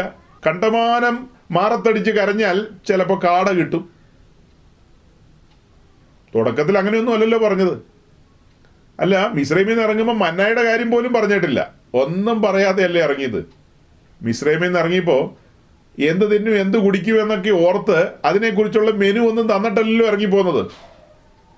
പുളിപ്പില്ലാത്ത അപ്പം കുറച്ച് കയ്യിലുണ്ടായിരുന്നു, അത് 7 ദിവസം തിന്നെന്ന് നമ്മൾ വായിക്കുന്നുണ്ട്. ലോകാവസാനം വരെ പുളിപ്പില്ലാത്ത അപ്പം തിന്നുകൊണ്ടിരിക്കാനുള്ള കാര്യമൊന്നും അവിടെ പുറപ്പാട് പുസ്തകത്തിലില്ല. അത് സരേഫാത്തിലെ വിധവയുടെ വീട്ടിലാണ് അപ്പം ചുട്ടുകൊണ്ടിരുന്നത്. ഇവരുടെ പ്രയാണത്തിൽ അങ്ങനെ തൊട്ടിയിലെ മാവ് കുറഞ്ഞു പോയില്ലെന്നൊന്നും എഴുതിയിട്ടില്ല. അതൊക്കെ കുറഞ്ഞു പോകും അല്ലേ? അതൊക്കെ കുറഞ്ഞു പോകാൻ സാധ്യതയുണ്ട്. പക്ഷെ അവർക്ക് വേണ്ടി സ്വർഗം കരുതിയിരിക്കുന്ന കരുതൽ, അറിയാത്ത മന്ന കരുതി വെച്ചിരിക്കുകയാണ്. ചെങ്കടലൊന്ന് കടന്നോട്ടെ, എൻ്റെ ജനത്തിന് ഞാനത് കൊടുക്കും. അങ്ങനെയല്ലേ? ചെങ്കടലൊക്കെ കടന്നിങ്ങ് വരുമ്പോഴത്തേക്കും എൻ്റെ ജനത്തിന് ഞാനത് വർഷിപ്പിക്കും. ഈ ഇസ്രായേൽ ജനം ഇങ്ങനെ കിടന്ന് കാറിക്കൂവി പിറുപിറുത്തതിൻ്റെ പേരിലാണോ സഹോദരങ്ങളെ മന്ന കൊടുക്കാമെന്ന് തീരുമാനിച്ചത്? അത് കരുതി വെച്ചിരിക്കുകയാണ്. അവർക്ക് വേണ്ടി മന്ന കരുതി വെച്ചിരിക്കുകയാണ്. മന്ന പൊഴിയാൻ തയ്യാറായിരുന്നു. അതിന് മുൻപ് അഡ്വാൻസ് ചെയ്തിട്ടാണ് ഈ പിറുപിറുപ്പ്. ഇതൊക്കെ അഡ്വാൻസ് പിറുപിറുപ്പ് എന്ന് പറയും. നമ്മൾ ഇന്ന് ചുറ്റോട് ചുറ്റും നോക്കുമ്പോൾ വിശ്വാസി സമൂഹമൊക്കെ അഡ്വാൻസ് പിറുപിറുപ്പിലാണ്. അടുത്ത ആഴ്ചത്തെ കാര്യത്തിന് വേണ്ടി ഈ ആഴ്ച തന്നെ പിറുപിറുക്കുകയാണ്, അല്ലെങ്കിൽ നിരാശപ്പെടുകയാണ്, അല്ലെങ്കിൽ കരയുകയാണ്, മാറത്തടിക്കുകയാണ്. പുസ്തകം നമ്മോട് പറയാണ് അതാത് ദിവസത്തെ ദോഷം അന്നന്നത്തേക്ക് മതിയെന്ന്, വലിച്ചു നീട്ടേണ്ട നാളത്തേക്കെന്ന്. അല്ലേ? വിചാരപ്പെട്ടാൽ ഒരു മുഴുവൻ കൊണ്ട് നീട്ടാനോ കുറയ്ക്കാനോ കഴിയുമെന്നല്ലേ ചോദിക്കുന്നേ. അപ്പൊ ശരിക്കും ക്രിസ്ത്യൻ ലൈഫ് എന്ന് പറയുന്നത് എന്താ സഹോദരങ്ങളെ? പണ്ട് നമ്മൾ പറഞ്ഞിട്ടുള്ള ഒരു ചെറിയ ഒരു സംഭവമുണ്ട്. ആരെങ്കിലും ഓർക്കുന്നുണ്ടോ അത്? ക്രിസ്തീയ ജീവിതത്തെക്കുറിച്ച് നമ്മൾ മുൻകാലത്തൊക്കെ പറയാറില്ലേ സഹോദരങ്ങളെ? ആടുന്ന കൊമ്പത്ത് പാടുന്ന കിളിക്ക് തുല്യമെന്ന്. കൊടുങ്കാറ്റടിക്കുന്നു, ഒരു വലിയ വൃക്ഷം, അതിൻ്റെ ശിഖരത്ത് ഒരു കിളി അതിൻ്റെ കുഞ്ഞുങ്ങളുമായിട്ടൊരു കിളിക്കൂടിലിരിക്കുകയാണ്. വലിയ കാറ്റടിക്കുകയാണ്, പെരുമഴ പെയ്തുകൊണ്ടിരിക്കുകയാണ്. ആ വൃക്ഷത്തിൻ്റെ അഗ്രത്തിലുള്ള ഈ കിളിക്കൂട്ടിലിരുന്നു കൊണ്ട് ആ തള്ളപ്പക്ഷിയും കുഞ്ഞുങ്ങളും പാട്ട് പാടുക എന്ന് പറഞ്ഞാൽ ഇമ്പോസിബിൾ. അത് മാനുഷികമായി ചിന്തിക്കാൻ കഴിയുന്ന കാര്യമല്ല. ഈ ഒരു കാര്യം മുൻനിർത്തിക്കൊണ്ടാണ് ക്രിസ്തീയ ജീവിതത്തിൽ നമ്മളിങ്ങനെ ഡിഫൈൻ ചെയ്യാറ്, ആടുന്ന കൊമ്പത്ത് പാടുന്ന കിളിക്ക് തുല്യമെന്ന്. ക്രിസ്തീയ ജീവിതത്തിൽ കഷ്ടങ്ങളുണ്ട്, എന്നാൽ ക്രിസ്തീയ ജീവിതം കഷ്ടജീവിതം എന്നല്ല നമ്മൾ പഠിപ്പിക്കുന്നത്. ക്രിസ്തീയ ജീവിതം ആനന്ദ ജീവിതമാണ്. അതിലെ ത്രില്ല് പലരും അനുഭവിക്കുന്നില്ലെന്നേ ഉള്ളൂ. ഈ യാത്രയിലെ പ്രധാനപ്പെട്ട ഫ്യൂവൽ എന്ന് പറയുന്നത് വിശ്വാസമാണ്. ഇസ്രായേലിന് അവിടെ സംഭവിച്ച കാര്യം എന്താ? വിശ്വാസത്തോടെ വർക്കൗട്ട് ചെയ്തില്ല. ഇസ്രായേലിൻ്റെ ഉള്ളിൽ ആ വിശ്വാസം അങ്കുരിച്ചില്ല. അവർ സാധാരണ മനുഷ്യരെ പോലെ ഇടപെട്ടു. ഇറച്ചിക്കലങ്ങളുടെ കഥയും പീച്ചും പേയും ഒക്കെ പറഞ്ഞു, പിന്നെ വേണ്ടാത്തൊക്കെ പറഞ്ഞ് പിറുപിറുക്കുക എന്ന് പറഞ്ഞാൽ അങ്ങനെയൊക്കെ ആയിരിക്കില്ലേ? ഈ അമ്മായിമ്മയും മരുമോളും ഒക്കെ തമ്മിലുള്ള പരിപാടി നമ്മൾ കേട്ടിട്ടില്ലേ? അവിടെയൊക്കെ ഇങ്ങനെ ഈ എണ്ണിപ്പറക്കലൊക്കെ ഉണ്ടാവും എന്ന് പറഞ്ഞതുപോലെ. അപ്പൊ അങ്ങനെയൊക്കെയുള്ള കാര്യങ്ങളൊക്കെയാണ് അവരുടെ ഉള്ളിലൂടെ കടന്നു വന്നത്. ശരിക്കും വിശ്വാസമകത്ത് ജ്വലിക്കുന്ന ഒരുവന്റെ ഉള്ളിൽ എന്തായിരിക്കും ചിന്തിക്കുന്നത്? എന്നെ വിളിച്ചിറക്കിയ ദൈവം വിശ്വസ്തൻ. മോട്ടിവേഷണൽ സ്പീച്ച് ഒന്നും കേൾക്കണ്ട, അല്ലെങ്കിൽ ന്യൂ ജനറേഷൻ പെന്തിക്കോസ്റ്റിലെയോ വഴിമാറിപ്പോയ പെന്തിക്കോസ്റ്റിലെയോ പാസ്റ്റർമാരുടെ ഇമോഷണൽ പ്രസംഗങ്ങളൊന്നും കേൾക്കേണ്ട ആവശ്യമില്ല. സത്യവചനം കേട്ടുകൊണ്ടിരിക്കുമ്പോൾ ആ വചനത്തിലൂടെ തന്നെ ദൈവത്തിന്റെ ആത്മാവ് ഇടപെടും. മോട്ടിവേഷണൽ സ്പീക്കേഴ്സിന്റെ അടുക്ക പോകേണ്ട ആവശ്യമില്ലെന്ന്. ഇവിടുത്തെ ഇമോഷണൽ പ്രീച്ചേഴ്സും ഉണ്ടല്ലോ. സോഷ്യൽ മീഡിയ ഒക്കെ തുറന്നു കഴിഞ്ഞാൽ എന്തോരം പാസ്റ്റർമാരുടെ ഷോർട്ട് വീഡിയോസ്, റീൽസ് എന്നോ ഒക്കെ പറയുന്ന അതൊക്കെ കാണാം. 1 മിനിറ്റ് 2 മിനിറ്റ് ഒക്കെ ഉള്ളത്. അതിലൊക്കെ അവരുടെ കമ്പാഷനാണ് അവർ വെളിപ്പെടുന്നത്. ഇമോഷണലിയാണ് അവർ കാര്യങ്ങളെ പറയുന്നത്. മകളെ എന്നൊക്കെ വിളിക്കുന്ന കേട്ട് കഴിഞ്ഞാൽ അതൊക്കെ കേട്ട് കുറച്ചു നേരത്തേക്ക് കോരിത്തിരിച്ചിരിക്കും. അതേസമയം തൻ്റെ ഭക്തന്മാർക്ക് വേണ്ടി സ്വർഗത്തിലെ ദൈവം തൻ്റെ ദാസന്മാരിലൂടെ വചനം വെളിപ്പെടുത്തുമ്പോൾ ആ വചനത്തിലൂടെയാണ് അവർ ആശ്വാസം കണ്ടെത്തുന്നത്. ആ കേൾക്കുന്ന വചനം അവരുടെ ജീവിതത്തിൽ വിശ്വാസമായി പരിണമിക്കുകയാണ്. ആ കേൾക്കുന്ന വചനം അവർക്ക് വിശ്വാസമായി പരിണമിക്കുകയാണ്. ആ വിശ്വാസമാണ് അവരെ ചലിപ്പിക്കുന്നത്. ചഞ്ചലപ്പെട്ടു പോവുകയല്ലെന്നേ, ചഞ്ചലപ്പെട്ടു പോവുകയല്ല. മന്നായുമായി ബന്ധപ്പെട്ട് അങ്ങനെ പറഞ്ഞങ്ങ് മുന്നോട്ട് പോയാൽ മതി. പക്ഷേ കുറച്ച് ഡീവിയേറ്റ് ചെയ്ത് നമ്മൾ പോയി. ആ ഡീവിയേറ്റ് ചെയ്ത് പോയ കാര്യങ്ങളിലൂടെയൊക്കെ ഈ പശ്ചാത്തലങ്ങളാണ് നമ്മുടെ മുമ്പാകെ വെളിപ്പെട്ട് വരുന്നത്. ഇസ്രായേൽ സഞ്ചരിച്ച ആ പശ്ചാത്തലങ്ങൾ, അതിനെ നമ്മളൊരു പുതിയ നിയമ വീക്ഷണത്തിൽ ഇപ്പോൾ കാണുകയാണ്. അന്ന് അവരുടെ ജീവിതത്തിൽ അവർ ദൈവത്തോട് പിറുപിറുത്തു. ഇന്നും അങ്ങനെ നോക്കിക്കഴിഞ്ഞാൽ നമ്മുടെ പലരുടെയും ജീവിതത്തിൽ എങ്ങനെയായിരിക്കും നമ്മുടെ പെരുമാറ്റങ്ങൾ എന്നുള്ളത് നമ്മളൊന്ന് വിലയിരുത്തേണ്ടതുണ്ട്. നോക്കുക, ഈ പുറപ്പാട് ദിവസം 16-ാം അധ്യായത്തിലേക്ക് വരുമ്പോൾ ഒരു വിശേഷപ്പെട്ട വാക്യം എൻ്റെ മുമ്പിലുണ്ട്. അതായത് ആവർത്തന പുസ്തകം 8-ാം അധ്യായത്തിൽ നമ്മൾ വായിച്ചതിൻ്റെ ഒരു കണ്ടിന്യൂവേഷൻ എന്ന് വേണേൽ ചിന്തിക്കാം. അതായത് ഈ 16-ാം അധ്യായത്തിൻ്റെ 4-ാം വാക്യം ഒന്ന് വായിച്ചേ. പുറപ്പാട് ദിവസം 16-ാം അധ്യായത്തിന്റെ 4-ാം വാക്യം. അപ്പോൾ യഹോവ മോശയോട്, ഞാൻ നിങ്ങൾക്ക് ആകാശത്ത് നിന്ന് അപ്പം വർഷിപ്പിക്കും. ജനം എന്റെ ന്യായപ്രമാണം അനുസരിക്കുമോ ഇല്ലയോ എന്ന് ഞാൻ അവരെ പരീക്ഷിക്കേണ്ടതിന് അവർ പുറപ്പെട്ട് ഓരോ ദിവസത്തേക്ക് വേണ്ടത് അന്നന്ന് പെറുക്കിക്കൊള്ളണം. 3-ഉം 4-ഉം വാക്യത്തിലേക്ക് ശ്രദ്ധിച്ചപ്പോൾ എന്താ കണ്ടത്?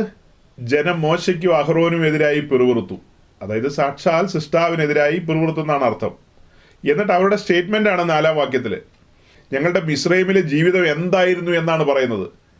അടിമച്ചങ്ങലയിൽ ഇരിക്കുമ്പോൾ അവനവിടെ ഇറച്ചി തിന്നിട്ടുണ്ടെന്ന്, അവനവിടെ വലിയ കാര്യങ്ങളൊക്കെ ഉണ്ടായിരുന്നെന്നാണ് അവിടെ പറയുന്നത്. അത് കഴിഞ്ഞ് നമ്മൾ 4-ാം വാക്യത്തിലേക്ക് വരുമ്പോൾ യഹോവയായ ദൈവം മോശയോട് പറയാണ്, ഞാൻ നിങ്ങൾക്ക് ആകാശത്ത് നിന്ന് അപ്പം വർഷിപ്പിക്കും. ജനം എൻ്റെ ന്യായപ്രമാണം അനുസരിക്കുമോ ഇല്ലയോ എന്ന് ഞാൻ അവരെ പരീക്ഷിക്കേണ്ടതിന്. ഈ മന്നായങ്ങ് നേരത്തെ വർഷിപ്പിച്ചാൽ മതിയായിരുന്നു. അങ്ങനെയെങ്കിൽ ഈ 3-ഉം 4-ഉം വാക്യത്തിൽ ഈ വർത്തമാനമൊക്കെ പറയേണ്ട ആവശ്യം വരില്ലായിരുന്നു. നമ്മുടെ ജീവിതത്തിൽ ഇങ്ങനത്തെ സാഹചര്യങ്ങളൊക്കെ സ്വർഗത്തിലെ ദൈവം ഒരുക്കും. ഇതിൻ്റെ തൊട്ടുപുറകിലൊരു അധ്യായം ഉണ്ടല്ലോ, 15-ാം അധ്യായം. ആ 15-ാം അധ്യായത്തിലാണ് അവർ ചെങ്കടൽ കടന്ന് മരുഭൂമിയിലേക്ക് പ്രവേശിക്കുന്നതും മാറായിലെ അനുഭവവും. മാറായോടുള്ള ബന്ധത്തിൽ അതിൻ്റെ 22-ാം വാക്യത്തിൽ നമ്മൾ കാണുന്നത്, അനന്തരം മോശ ഇസ്രായേലിനെ ചെങ്കടലിൽ നിന്ന് പ്രയാണം ചെയ്യിച്ച് അവർ ഷൂർ മരുഭൂമിയിൽ ചെന്ന് 3 ദിവസം മരുഭൂമിയിൽ വെള്ളം കിട്ടാതെ സഞ്ചരിച്ചു. 3 ദിവസം വെള്ളം കിട്ടാതെ സഞ്ചരിച്ചു. ആദ്യത്തെ 1-2 ദിവസമൊക്കെ ഓക്കെ ആയിരുന്നിരിക്കാം. 3-ാം ദിവസമൊക്കെ ആയപ്പോഴത്തേക്കും അതിന്റെ 24-ാം വാക്യം, വേഴ്സ് 24. അപ്പോൾ ജനം ഞങ്ങൾക്ക് എന്ത് കുടിക്കും എന്ന് പറഞ്ഞ് മോശയുടെ നേരെ പിറുപിറുത്തു. വെള്ളം കിട്ടി, പക്ഷെ അത് കയ്പുള്ളതായിരുന്നു. ഇപ്പൊ വെള്ളം കിട്ടി, പക്ഷെ അത് കയ്പുള്ളതായിരുന്നു. 3-ാം ദിവസം ആയപ്പോഴത്തേക്ക് അവർ പിറുപിറുത്തു. നമ്മുടെ എല്ലാവരുടെയും കാര്യം, വിശേഷാൽ എൻ്റെയും ഒക്കെ കാര്യം അങ്ങനെ തന്നെയാണ്. ഒരു സമയമൊക്കെ കഴിയുമ്പോൾ നമ്മൾ കണ്ടുരുട്ടും. എന്താണ് തയ്യാറായില്ലേ എന്നൊക്കെ ചോദിച്ച്. ഇത്രയും സമയമായില്ലോ, മണി 1:30 കഴിഞ്ഞില്ലേ, മണി 2 ആയില്ലേ, എന്തുകൊണ്ടാണ് ഇറച്ചിക്കലം റെഡിയാകാത്തതെന്ന് നമ്മൾ ഇടയ്ക്കൊക്കെ ചോദിക്കാറുണ്ട്. ഷിജുപാസ് ഒന്നും പിന്നെ അങ്ങനെ ചോദിക്കാറില്ലാത്ത ആളാ. ഞാനൊക്കെ ഇടയ്ക്ക് അങ്ങനെയൊക്കെ ചോദിക്കാറുണ്ട്. എൻ്റെ പൊന്നെ, 1:30, 1:45, 2, 2:15 എന്നൊക്കെ പറയുമ്പോൾ ഇത് എന്നാ ഭാവിച്ചാതൊക്കെ ചിലപ്പോൾ നമ്മൾ ചോദിച്ചു പോകാറുണ്ട്. അപ്പൊ ഇവിടെ 3-ാം ദിവസമായപ്പോഴത്തേക്കും അവർ പിറുപിറുത്തു തുടങ്ങിയെന്നേ. അവിടുത്തെ സബ്ജക്റ്റ് എന്നാ? വെള്ളം എപ്പോൾ കിട്ടുമെന്നുള്ളതാണ്. വെള്ളമില്ലാത്തതാണ് അവിടുത്തെ വിഷയം. ഇനി 16-ാം അധ്യായത്തിലേക്ക് വരുമ്പോഴോ വെള്ളമല്ല അവിടുത്തെ വിഷയം, ചാപ്പാട് എപ്പോൾ കിട്ടും എന്നുള്ളതാണ്. അപ്പോൾ 15-ൽ വെള്ളമാണെങ്കിൽ 16-ല് അപ്പമാണ് വിഷയം. എന്ത് തിന്നും എന്ത് കുടിക്കും. ഈ 2 ചാപ്റ്ററും മുൻനിർത്തി ഞാൻ ഇത്രയും സംസാരിക്കുമ്പോൾ നിങ്ങളുടെ ഉള്ളിലൂടെ കടന്നു പോകുന്ന ചിന്ത എന്തായിരിക്കും? മത്തായിയുടെ സുവിശേഷം 6-ാം അധ്യായത്തിൽ പറയുന്ന കാര്യങ്ങളെ അശേഷം അംഗീകരിക്കാത്ത പെന്തിക്കോസുകാരെ ആയിരിക്കും. അവിടെ വ്യക്തമായിട്ട് പറയാണ്, എന്ത് തിന്നും എന്ത് കുടിക്കുമെന്ന് നിങ്ങൾ വിചാരപ്പെടരുന്ന്. മത്തായിയുടെ സുവിശേഷം, 4 സുവിശേഷങ്ങളിലെ ആരംഭ സുവിശേഷമായ മത്തായിയുടെ സുവിശേഷം, വിശേഷാൽ അതിനൊരു പൂമുഖം എന്ന് പറയാം. 6-ാം അധ്യായമൊക്കെ 28 അധ്യായങ്ങളുണ്ടല്ലോ, അതിൻ്റെ തുടക്ക സമയത്താണ് 6-ാം അധ്യായം. ഇത്ര വിശേഷപ്പെട്ട ഒരു അധ്യായം വേറെ ഇല്ല. അവിടെയാണ് സ്വർഗത്തിലെ ദൈവത്തിൻ്റെ കരുതൽ മുഴുവൻ ഒളിപ്പിച്ചു വെച്ചിരിക്കുന്നത്. ആ വാത്സല്യം മുഴുവനും അവിടെയുണ്ട്. എത്ര പ്രാവശ്യമാണ് അവിടെ പറഞ്ഞിരിക്കുന്നതെന്ന് അറിയാവോ? ഒന്നിനെക്കുറിച്ചും വിചാരപ്പെടരുന്ന്. എത്ര പ്രാവശ്യമാണ് ആ അധ്യായത്തിൽ ഒന്നിനെക്കുറിച്ചും വിചാരപ്പെടരുന്ന് പറഞ്ഞിരിക്കുന്നത്? നിങ്ങളൊന്ന് എണ്ണി നോക്കണം കേട്ടോ, പിന്നീട്. ഇപ്പോഴൊന്നും എണ്ണാൻ നിൽക്കണ്ട. എത്ര പ്രാവശ്യമാണ് പറഞ്ഞിരിക്കുന്നത് ഒന്നിനെക്കുറിച്ചും വിചാരപ്പെടരുന്ന്. എന്ത് തിന്നും, എന്ത് കുടിക്കും, എന്ത് ഉടുക്കുമെന്നുള്ള കഥയുമായിട്ട് വന്നേക്കരുത്. അതൊക്കെ ലോകജാതികൾ ചിന്തിക്കുന്ന കാര്യമാണ്. നിങ്ങൾക്കൊരു സ്വർഗീയ പിതാവ് ഉള്ളതുകൊണ്ട് നിങ്ങൾ ഇവണ്ണം ചിന്തിക്കണം. നിങ്ങൾ ഉയരത്തിലുള്ളത് ചിന്തിക്കണം. എൻ്റെ ദൈവമേ, ഇതെല്ലാം കേൾക്കുമ്പോൾ എനിക്ക് അത്ഭുതം തോന്നുക. എന്താ ഈ ജനം ഇങ്ങനെയായി പോയത്? ഇതിന് കാരണം വേറൊന്നുമല്ല, ഈ തലമുറയിലെ ശുശ്രൂഷകർ വേണ്ട വിധത്തിൽ വചനം വെളിപ്പെടുത്തി കൊടുത്തില്ല. വചനത്തിൻ്റെ പോഷണത്തിലൂടെ അവരെ നടത്തിയില്ല. അതുകൊണ്ടാണ് പലരും താതോന്നികളായി പോയത്. വായി തോന്നുന്നു ഗോതയ്ക്ക് പാട്ടെന്നുള്ള നിലയിലല്ലേ ആളുകൾ വചനം വ്യാഖ്യാനിക്കുന്നത്. ഇൻ്റർപ്രട്ടേഷൻ, ഭയങ്കര ഇൻ്റർപ്രട്ടേഷനാണ്. ഓരോരുത്തർക്ക് തോന്നുന്ന പോലെയാണ് ഇൻ്റർപ്രട്ട് ചെയ്യുന്നത്.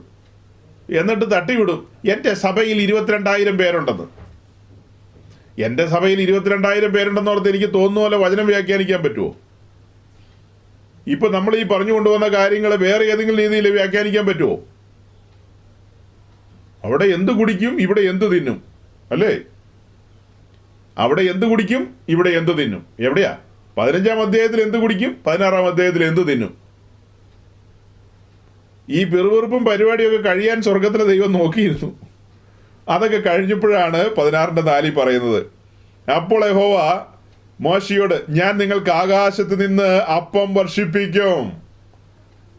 ശക്തിമാന്മാരുടെ ഭക്ഷണം, സ്വർഗദൂതന്മാരുടെ ഭക്ഷണമാണ് വർഷിപ്പിച്ചു കൊടുക്കുന്നത്. അപ്പൊ അത് ചെറിയ കരുതലായിരുന്നോ? വലിയ കരുതലല്ലായിരുന്നോ? ആ കരുതലൊക്കെ സ്നേഹനിധിയായ പിതാവ് കരുതി വെച്ചിട്ടാണ് വിളിച്ചിറക്കിക്കൊണ്ട് വന്നത്. ആ ദൈവത്തെ അറിഞ്ഞില്ല, അവർ തിരിച്ചറിഞ്ഞില്ല. അവൻ ആരെന്ന് അന്വേഷിച്ചില്ല, മനസ്സിലാക്കിയില്ല. അവരോട് കൂടെ നടന്നിട്ട് പോലും അവർക്ക് മനസ്സിലായില്ലെന്നേ. നമ്മൾ ഈ പെന്തക്കോസ് സമൂഹത്തിലേക്കൊക്കെ നോക്കുമ്പോൾ ചിലരോട് സംസാരിക്കുമ്പോൾ അവർ 90 വർഷം കണ്ടായി പെന്തക്കോസി വന്നിട്ട്. ഉയ്യോ, 90 വർഷമൊക്കെ ആയി. പക്ഷെ ഇപ്പോഴും ആ ദൈവത്തെ രുചിച്ചറിഞ്ഞിട്ടില്ല. യഹോവ നല്ലവനെന്ന് രുചിച്ചറിഞ്ഞിട്ടില്ലെന്നേ. യഹോവ നല്ലവനെന്ന് രുചിച്ചറിഞ്ഞിട്ടില്ല. യഹോവ നല്ലവനെന്ന് രുചിച്ചറിഞ്ഞിട്ടില്ല. എന്തൊരു സങ്കടമായിരിക്കും അത്. എന്നിട്ട് എന്താ നമ്മൾ വായിച്ചത്? ഞാൻ നിങ്ങൾക്ക് ആകാശത്ത് നിന്ന് അപ്പം വർഷിപ്പിക്കും. യെസ്, അത് കഴിഞ്ഞ് ജനം എൻ്റെ ന്യായപ്രമാണം അനുസരിക്കുമോ ഇല്ലയോ എന്ന് ഞാൻ അവരെ പരീക്ഷിക്കേണ്ടതിന്. എൻ്റെ ന്യായപ്രമാണം അവരനുസരിക്കുമോ ഇല്ലയോ എന്ന് ഞാൻ അവരെ പരീക്ഷിക്കും. ഞാനത് അനുവദിക്കും. പക്ഷെ നമ്മുടെ ഇടയിൽ ചില ആൾക്കാരൊക്കെ പാടുന്നത് കേട്ടിട്ടുണ്ട്. എങ്ങനെ? പരീക്ഷ എൻ്റെ ദൈവം അനുവദിക്കില്ല. അങ്ങനെയല്ലോ. ആ പാട്ടറിയാവുന്ന ആരെങ്കിലും ഒന്ന് പറഞ്ഞുതരാവോ? ഒരു 2 വരി. നമ്മുടെ വിശ്രുത പാട്ടുകാരൻ വന്നിട്ടുമില്ലോ അല്ലേ? പരീക്ഷ എൻ്റെ ദൈവം അനുവദിച്ചാൽ പരിഹാരം എനിക്കായി കരുതി. പരീക്ഷ അനുവദിക്കുമെന്നെന്തോ സമ്മതിക്കാത്തേനാ? പരീക്ഷ അനുവദിക്കുമെന്ന് അങ്ങ് സമ്മതിച്ചാൽ പോരെ ആദ്യപടി. പരിഹാരം ഉണ്ടാകുമോ ഇല്ലയോ എന്നൊക്കെ ഉള്ളത് പിന്നത്തെ കാര്യമല്ലേ. പരീക്ഷയുണ്ടെന്ന് പഠിപ്പിക്ക്, പരിശോധനയുണ്ടെന്ന് അവരെ ധരിപ്പിക്ക്. എന്നിട്ട് അവരുടെ വിശ്വാസം വർദ്ധിക്കാൻ ഉതകുന്ന തരത്തിലുള്ള ക്രിസ്തുവിൻ്റെ വചനങ്ങളെ പ്രഘോഷിക്ക്. അപ്പോൾ അവർ ഈ ഭോഷത്വത്തിൻ്റെ പാട്ടൊന്നും പാടാൻ പോവില്ല. ഞാൻ തൃശ്ശൂർ, ഇന്നലെയും ഒരു തൃശ്ശൂർ കഥ പറഞ്ഞു കേട്ടോ. ഇന്നും ഒരു തൃശ്ശൂർ പറയുക. ഇതൊക്കെ എന്തിനാ ഇനി മറച്ചു വെക്കണേ? ചത്ത് കഴിഞ്ഞിട്ട് ഇതെല്ലാം പറയാൻ പറ്റുമോ? പറഞ്ഞേക്കാം. ഞാൻ ചില വർഷങ്ങൾക്ക് മുമ്പ് തൃശ്ശൂരുള്ളൊരു ഷാരോൺ ഗ്രൂപ്പിൻ്റെ ഒരു മാസയോഗത്തിൽ പ്രസംഗിക്കുകയാണ്. ഒത്തിരി സഭകൾ കൂടിയിട്ടുണ്ട്, മാസയോഗമാണ്. അപ്പോൾ അവരിങ്ങനെ ഈ പാടിപ്പോകുന്ന പാട്ടൊക്കെ ഇത്തരത്തിലുള്ള പരീക്ഷ എൻ്റെ ദൈവം അനുവദിക്കില്ലെന്നൊക്കെ ഉള്ളതാണ്. അപ്പം ഞാൻ മെസ്സേജ് പറയാനായിട്ട് മുന്നോട്ട് വന്നു. അവിടുത്തെ പ്രധാന സബ്ജക്റ്റ് ക്രൂശാണ്. വളരെ ആഴത്തിൽ ക്രൂശ് അവിടെ വെളിപ്പെടുത്തുകയാണ്. അങ്ങനെ ആ മെസ്സേജൊക്കെ പറഞ്ഞ് മുൻപോട്ട് വന്ന സമയത്ത് അപ്പോസ്തലനായ പത്രോസിനെ കോട്ട് ചെയ്തുകൊണ്ട് ഞാൻ പറയായിരുന്നു, നാം നാനാ പരീക്ഷകളിലൂടെ പോകേണ്ടി വരും. നമ്മുടെ വിശ്വാസത്തിൻ്റെ പരിശോധനകളുണ്ട്. ഇങ്ങനെയുള്ള കാര്യങ്ങളൊക്കെ പറഞ്ഞ് മുന്നോട്ട് വന്നിട്ട് അഗ്നിശോധനയെങ്കിൽ അപൂർവ കാര്യം വന്നുകൂടി എന്ന് വെച്ച് ആരും അതിശയിച്ചൊന്നും പോകണ്ട. അപ്പോൾ പരീക്ഷ അനുവദിക്കും. ഇങ്ങനത്തെ പാട്ടൊന്നും പാടിയിട്ട് വലിയ കഥയില്ല കേട്ടോ എന്ന് പറഞ്ഞു. ഇതൊന്നും അല്ല പാടേണ്ടത്. അതിനപ്പുറമുള്ള വളരെ ഗൗരവമുള്ള വചനനിശ്ചയമുള്ള പാട്ടുകളൊക്കെ പാടണമെന്നൊക്കെ ഉള്ളൊരു സൂചന കൊടുത്തു. എന്തായാലും മെസ്സേജ് നല്ല നിലയിൽ തന്നെ പറഞ്ഞ് അവസാനിപ്പിക്കാൻ സ്വർഗത്തിലെ ദൈവം കൃപ നൽകി. പറഞ്ഞ് ഞാൻ ഇരിക്കുകയല്ല, അവരുടെ അവിടുത്തെ പ്രധാനിയായ ഒരു ഉപദേശി, ഞങ്ങളുടെ നാട്ടുകാരനാ, ഞങ്ങളുടെ എബിയുടെ നാട്ടുകാരനാ. പുള്ളി ചാടി എഴുന്നേറ്റിട്ട് പറഞ്ഞു, പരീക്ഷ എൻ്റെ ദൈവം അനുവദിച്ചാൽ പരിഹാരം ഉണ്ടാക്കും എന്നുള്ള പാട്ട് ഇനിയും പാടണം. അങ്ങനെ ആരെങ്കിലുമൊക്കെ പറയുന്നത് കേട്ട് പാട്ടൊന്നും നിർത്തേണ്ട ആവശ്യമില്ലെന്ന്. നോക്കണം, ഞാൻ അവരുടെ ഗസ്റ്റ് സ്പീക്കറാണ്. അവരുടെ പ്രധാനപ്പെട്ട മീറ്റിംഗ് ഞാൻ പ്രസംഗിക്കുകയാണ്. ദൈവത്തിൻ്റെ മഹാകൃപയാൽ നല്ല നിലയിൽ അവിടെ വചനം വെളിപ്പെട്ട് വരികയാണ്. ഒരുമാതിരി നല്ലൊരു ഓഡിയൻസ് ഉണ്ട്. ആ ജനത്തെയൊക്കെ നമ്മൾ ആ ക്രൂശിൻ്റെ ഒരു ദർശനത്തിലേക്ക് കൊണ്ടുവരികയാണ്. അങ്ങനെ ആ ഒരു തലത്തിലേക്ക് കൊണ്ടുവരുന്ന സമയത്ത് അതിൻ്റെ കൺക്ലൂഷനിലേക്ക് നമ്മൾ എത്തിയല്ലോ. അങ്ങനത്തെ ഒരു ആത്മീയ അന്തരീക്ഷം അവിടെ സംജാതമായി. പെട്ടെന്ന് ഈ കേമനായ ഉപദേശി എഴുന്നേറ്റിട്ട് പറയുകയാണ്, ഒരു 10 മിനിറ്റ് കൂടെ കഴിഞ്ഞിട്ടാ പറഞ്ഞെങ്കിൽ പോട്ടെന്ന് വെക്കാം. ചാടിക്കയറി പറയാണ്, നിങ്ങളുടെ എല്ലാം പ്രാദേശിക സഭകളിൽ ഈ പാട്ട് ഇനിയും പാടണം, ഈ പാട്ട് പാടാതിരിക്കരുത്. എനിക്കൊരു താക്കീതാ തന്നത്. എടാ ഉവേ, ഞങ്ങൾ ഇനിയും പാടും, ഞങ്ങൾക്ക് തോന്നുന്ന പോലെ ഞങ്ങൾ ചെയ്യും. നീ വന്ന് പ്രസംഗിച്ചെങ്കിൽ നിന്റെ ചില്ലറയും മേടിച്ചോണ്ട് പൊക്കോന്നാണ് ആ പറഞ്ഞതിൻ്റെയൊക്കെ സാരം. വന്ന് പ്രസംഗിച്ചല്ലോ, അതിൻ്റെ ചില്ലറ കൂലി മേടിച്ചോണ്ട് വേണേൽ പൊക്കോന്നുള്ളതായിരിക്കാം. അങ്ങനെയൊന്നും ചിന്തിച്ച് കാണില്ലായിരിക്കും. നമ്മൾ ചുമ്മാ എഴുതാപ്പുറമൊന്നും വായിക്കേണ്ട ആവശ്യമില്ല. എങ്കിലും എന്നാ വർത്തമാനമോ സൗരങ്ങളെ അത്. ഞാൻ പിന്നീട് അവരുടെ ഇടയിലുള്ളൊരു ഉപദേശിയോട് ചോദിച്ചു, ഇതൊക്കെ എന്നാ വർത്തമാനമെന്ന് ചോദിച്ചു. ഇതാണോ പരിജ്ഞാനം? ഇനി എന്നോട് വിയോജിപ്പെട്ടെ തന്നെ അടുത്ത ദിവസങ്ങളിലുള്ള ഏതെങ്കിലും മീറ്റിങ്ങിൽ അവരുടെ വിശ്വാസികളോട് പറഞ്ഞു കൊടുത്താൽ പോരെ? ആ പാട്ട് 2-3 ആവർത്തി തന്നെയും പിന്നെയും പാടിയിട്ട് പറയണം, നമ്മൾ ഈ പാട്ട് മരണം വരെ പാടിയേക്കാം.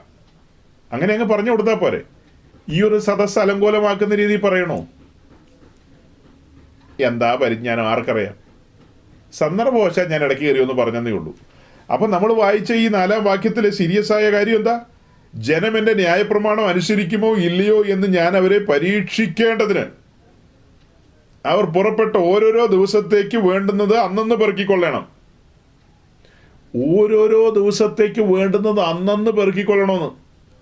അതാ ദിവസം പൊഴിയുന്ന മന്ന ഒരിടങ്ങഴി ഓരോരുത്തർ പെറുക്കണം.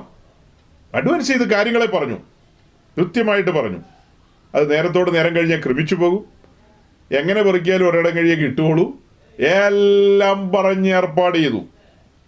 അവിടെ കൊണ്ട് തീർന്നില്ല. 6 ദിവസം പെറുക്കിയാൽ മതി, 7-ാം ദിവസം പെറുക്കണ്ട. 6 ദിവസം പെറുക്കി കഴിഞ്ഞാൽ 7-ാം ദിവസത്തേക്കുള്ളത് 6-ാം ദിവസം ഡബിൾ പോർഷൻ കിട്ടും. ഒരിടങ്ങഴി എന്നുള്ളതിന് വരെ 2 ഇടങ്ങഴി പെറുക്കാം. അടുത്ത ദിവസം വിശുദ്ധ ശബത്താണ്, അന്ന് സ്വസ്ഥതയുടെ ദിവസമാണ്. ദൈവം അവർക്ക് കൊടുത്ത ചട്ടങ്ങളും പ്രമാണങ്ങളുമായത്. അപ്പോൾ ഒരിടങ്ങഴി ദിവസം പെറുക്കണം. നേരത്തോട് നേരം കഴിഞ്ഞാൽ അത് ക്രമിച്ചു പോകും. പിന്നെ എന്താ, 6-ാം ദിവസം 2 ഇടങ്ങഴി പെറുക്കാം, 7-ാം ദിവസം പെറുക്കാൻ പോകരുത് എന്നാണ് നമ്മൾ വായിക്കുന്നത്. അതിൻ്റെ 20-ാം വാക്യം, 16-ാം അധ്യായത്തിന്റെ 20-ാം വാക്യം വായിച്ചേ. എങ്കിലും ചിലർ മോശയെ അനുസരിക്കാതെ പിറ്റന്നാളേക്ക് കുറെ ശേഷിപ്പിച്ചു. അത് ക്രമിച്ചു നാറി മോശ അവരോട് കോപിച്ചു. എന്നാ ഷിജുപാസ്റ്റർ ഈ വായിക്കുന്നേ? നേരത്തെ മലയാളത്തിലല്ലേ പറഞ്ഞത്? നേരത്തോട് നേരം കഴിഞ്ഞ് ക്രമിച്ചു പോകുന്നു. പിന്നെ എന്തിനാണത് ശേഷിപ്പിച്ചു വെച്ചത്? എങ്കിലും ചിലർ മോശയെ അനുസരിക്കാതെ പിറ്റേന്നാളത്തേക്ക് കുറെ ശേഷിപ്പിച്ചെന്ന്. കരുതലുള്ള പെന്തക്കോസുകാരത്. കുറച്ചിരിക്കട്ടെ, ഒരിടങ്ങഴിയല്ലേ, അതിലൊരു 3/4 ഇടങ്ങഴി കഴിക്കാം. ബാക്കി ഒരു ഇച്ചിരെ നമ്മളിച്ചിരെ ബുദ്ധിയുള്ളവരായിരിക്കട്ടെ. 2 പെൺപിള്ളേരാ. 2 പെൺപിള്ളേരുടെ അമ്മ ഇവിടെ ഇരിപ്പുണ്ടല്ലോ. ഉണ്ട്, 2 പെൺപിള്ളേരാ. 2 പെൺപിള്ളേരുടെ അപ്പനും കൂടി ഇരിപ്പുണ്ട്. എൻ്റെ കർത്താവേ, ഇവിടെ താഴെ ഇരിപ്പുണ്ട്. അത് ഒരു പെണ്ണും ഒരാണുമാണ്. ഇവിടെ ഒരു പെണ്ണേ ഉള്ളൂ. ഇവിടെ 2 പെൺപിള്ളേരുണ്ട്. അയ്യോ, ഇവിടെയും 2 പെൺകൊച്ചുണ്ട്. എൻ്റെ ദൈവമേ, ഇവിടെ പെൺകൊച്ചുങ്ങളുടെ ബഹളമാണല്ലോ. അങ്ങ് ഏറ്റവും മുകളിൽ ഒരു പെണ്ണും ഒരാണുമാണ്. ഒരു ഇച്ചിരി നമ്മൾ കരുതണ്ടേ? പാമ്പിൻ്റെ ബുദ്ധിയൊക്കെ നമുക്ക് വേണ്ടേ? അല്ല, ഇതൊക്കെ കെട്ടിച്ചു വിടേണ്ട സമയമാകുമ്പോഴത്തേക്ക് ആര് കരുതുന്നേ ഈ പറയുന്നത്? നിങ്ങൾ ആ കിർക്കൻ പാസ്റ്ററുടെ പ്രസംഗമൊക്കെ കേട്ടിങ്ങനെ നടന്നോ? ഒരുത്തി പറഞ്ഞതാ, അങ്ങേരുടെ പ്രസംഗം കേട്ടിങ്ങനെ നടന്നോ? വീടുമില്ല, കൂടുമില്ല, ഒരു കുന്തമില്ലാതെ. അങ്ങേര് പരദേശിയാണ്, അരക്കാശിന് മുതലില്ലാതെ തലചായ്പാനും ഈ പാട്ടൊക്കെ പാടി അങ്ങേര് നടക്കുന്നത്. അങ്ങേരുടെ പ്രസംഗം കേൾക്കാൻ പോയിരുന്നു പലവട്ടം ഞാൻ പറഞ്ഞിട്ടുണ്ടെന്നാണ് കെട്ടിയോള് താക്കീത് ചെയ്യുന്നത്. എന്നിട്ടും ചിലപ്പോൾ ഒളിച്ചും പാത്തും വരും. എന്നിട്ടും കെട്ടിയോള് കാണാതെ യൂട്യൂബ് തുറന്ന് വെച്ച് ചെവിക്കകത്ത് വെച്ച് കേൾക്കും. ഇതിൻ്റെ വല്ല ആവശ്യമുണ്ടോ? ഭാര്യയൊക്കെ കുറച്ച് അനുസരിക്കേണ്ടതുണ്ടെന്ന് ഞാൻ മുന്നമേ പറഞ്ഞിട്ടുണ്ട്. അതായത് നമ്മൾ കുറച്ച് കരുതണ്ടേ, നമ്മളും കുറച്ച് പാമ്പിൻ്റെ ബുദ്ധിയൊക്കെ പ്രയോഗിക്കണ്ടേ? ഇങ്ങനെ പോയാൽ മതിയോ? പെണ്ണിനെ പഠിപ്പിക്കണ്ടേ, കെട്ടിച്ചു വിടണ്ടേ? എല്ലാത്തിനും വിശ്വാസം വിശ്വാസം വിശ്വാസം എന്ന് പറഞ്ഞിരുന്ന പെങ്ങ് നൂലെ കെട്ടി ഇറക്കി തരും. ഇങ്ങനൊന്നും കേട്ടിട്ടില്ല അല്ലേ? ഇപ്പൊ നൂലെ കെട്ടി ഇറക്കി തരും. നിങ്ങളുടെ സജിപാസ്റ്ററിന്റെ ദൈവം, സജിപാസ്റ്ററിന്റെ ദൈവം ഉണ്ട് കേട്ടോ, അങ്ങനെയുണ്ട്. ചിലർ പറയുന്നതാണ് നിങ്ങളുടെ സജിപാസ്റ്ററിന്റെ ദൈവം. അപ്പൊ നിന്റെ ദൈവം അല്ലേ ആ ദൈവം? അപ്പൊ നിന്റെ ദൈവം വേറെയാണോ? സജിപാസ്റ്ററിന്റെ ദൈവം കരുതുന്ന ദൈവമാ. നിന്നോട് ഒന്നിനെ കുറിച്ചും വിചാരപ്പെടണ്ടെന്ന് പറഞ്ഞാൽ വിചാരപ്പെടണ്ട. 1 1 2 പറഞ്ഞാൽ 1 1 3 നീ വായിക്കണ്ട. നിനക്ക് തന്നെ നിനക്ക് ജ്ഞാനിയായിട്ട് തോന്നണ്ട. ദൈവത്തിന് ബുദ്ധി ഉപദേശിക്കാനൊന്നും ആയിട്ടില്ല മോളെ. നീ ആ ദൈവത്തിന് ബുദ്ധി ഉപദേശിക്കാനൊന്നും ആയിട്ടില്ലെന്നേ. അത്രയൊന്നും നീ ആയിട്ടില്ല. സജിപാസിന്റെ ദൈവമോ? അങ്ങനെ ഒരു ദൈവമുണ്ടോ? ദൈവത്തിന്റെ ചട്ടങ്ങളും പ്രമാണങ്ങളും അനുസരിക്കണം, ദൈവത്തെ ഭയപ്പെടണം. അപ്പനും അമ്മയും, അപ്പം മക്കളും അതുപോലെ തന്നെ ദൈവത്തെ ഭയപ്പെടും. ദൈവത്തിന്റെ ചട്ടങ്ങളും പ്രമാണങ്ങളും അനുസരിച്ച് ദൈവ ഭയത്തിൽ അപ്പനും അമ്മയും നടക്കണം. അപ്പം മക്കളും അതേ വഴിയിലൂടെ നടക്കും. അല്ലെങ്കിൽ മക്കളൊരു സമയം കഴിയുമ്പോൾ ചൈനീസ് ഭാഷയിലൊക്കെ ചിലപ്പോൾ ടാറ്റു അടിച്ചു വയ്ക്കും. എന്നിട്ട് ലോകക്കാരെ മുഴുവൻ കാണിക്കാനായിട്ട് ഇൻസ്റ്റാഗ്രാമിലൊക്കെ കൊണ്ടുപോയി ഇടും. ടാറ്റൂല് എന്നാ എഴുതിയിരിക്കുന്നത്? നീ ഇല്ലാത്ത ജീവിതം പഴങ്കഞ്ഞി പോലെയാന്നൊക്കെ എഴുതി വെച്ചിരിക്കുന്നത്. ചൈനക്കാരി പെണ്ണിനോടല്ല പറഞ്ഞിരിക്കുന്നത്, ഏതോ ഇന്ത്യക്കാരി പെണ്ണിനോട് തന്നെയാണ്. പൊന്നാനിക്ക് പോകാനുള്ള വണ്ടിക്കൂലി കയ്യിലുണ്ടോ ഇല്ലയോ ആർക്കറിയാം? തമ്പുരാനറിയാം. എൻ്റെ കർത്താവേ, താഴ്ത്തി പരിശോധിക്കും. ഇത് കുഞ്ഞുകളിയല്ലെന്നേ, ഇത് ഹോളി ലൈഫാണ്. വിശുദ്ധ ജീവിതത്തിലേക്കാണ് വിളിച്ചിരിക്കുന്നത്. താഴ്ത്തി പരിശോധിക്കും. 20-ാം വാക്യം വായിച്ചല്ലോ, ഇനി 27-ാം വാക്യം കൂടെ വായിച്ചേ. വേഴ്സ് 27. എന്നാൽ 7-ാം ദിവസം ജനത്തിൽ ചിലർ പെറുക്കുവാൻ പോയെങ്കിലും കണ്ടില്ല. സൗരങ്ങളെ 6 ദിവസം പെറുക്കിയാൽ മതി. 7-ാം ദിവസം നീ പെറുക്കാൻ പോകണ്ട. 6-ാം ദിവസം 2 ഇടങ്ങളിൽ പെറുക്കാം. നിനക്ക് നിന്റെ കുടുംബത്തിനും ആവശ്യമുള്ളതെല്ലാം ഈ 6-ാം ദിവസം പെറുക്കാം. 7-ാം ദിവസം നീ വിശ്രമിക്കേ. നീ 7-ാം ദിവസം ദൈവത്തെ ഓർത്തൊന്ന് വിശ്രമിക്കേ. ഇനി ഞാൻ പറയുന്ന ന്യൂസിലാൻഡുകാർ ദൈവത്തെ ഓർത്ത് കേൾക്കരുത്. ചെവിക്കകത്ത് ഇച്ചിരി നേരം പഞ്ഞെടുത്ത് വെച്ചോ. ബാക്കിയുള്ള പുള്ളികളോടാണ് പറയുന്നത്. നിന്റെ ഓവർ ടൈമും നിന്റെ ഈ ഏഴാകൂടങ്ങളും ഒക്കെ നീ ഒന്ന് ദൈവത്തെ ഓർത്ത്. ന്യൂസിലാൻഡുകാർ കല്ലെറിയരുത്, ദൈവമേ കഞ്ഞിൽ മണ്ണിടരുത്. ഓക്കെ, നിന്റെ ഈ ഓവർ ടൈമും നിന്റെ ഈ പരക്കം പാച്ചിലും നിന്റെ ഈ പ്രാന്ത് പിടിക്കലും ഒക്കെ, നിന്റെ ബുദ്ധിയും നീ കരുതാൻ പോകും. നീ പെണ്ണിനെ ഇപ്പൊ കെട്ടിക്കും. ഇപ്പൊ പെറ്റിട്ടുള്ളൂ, ഇപ്പൊ തന്നെ കെട്ടിക്കാൻ പോവല്ലേ? ഇപ്പൊ തന്നെ നിനക്ക് ഡോക്ടറാക്കണം.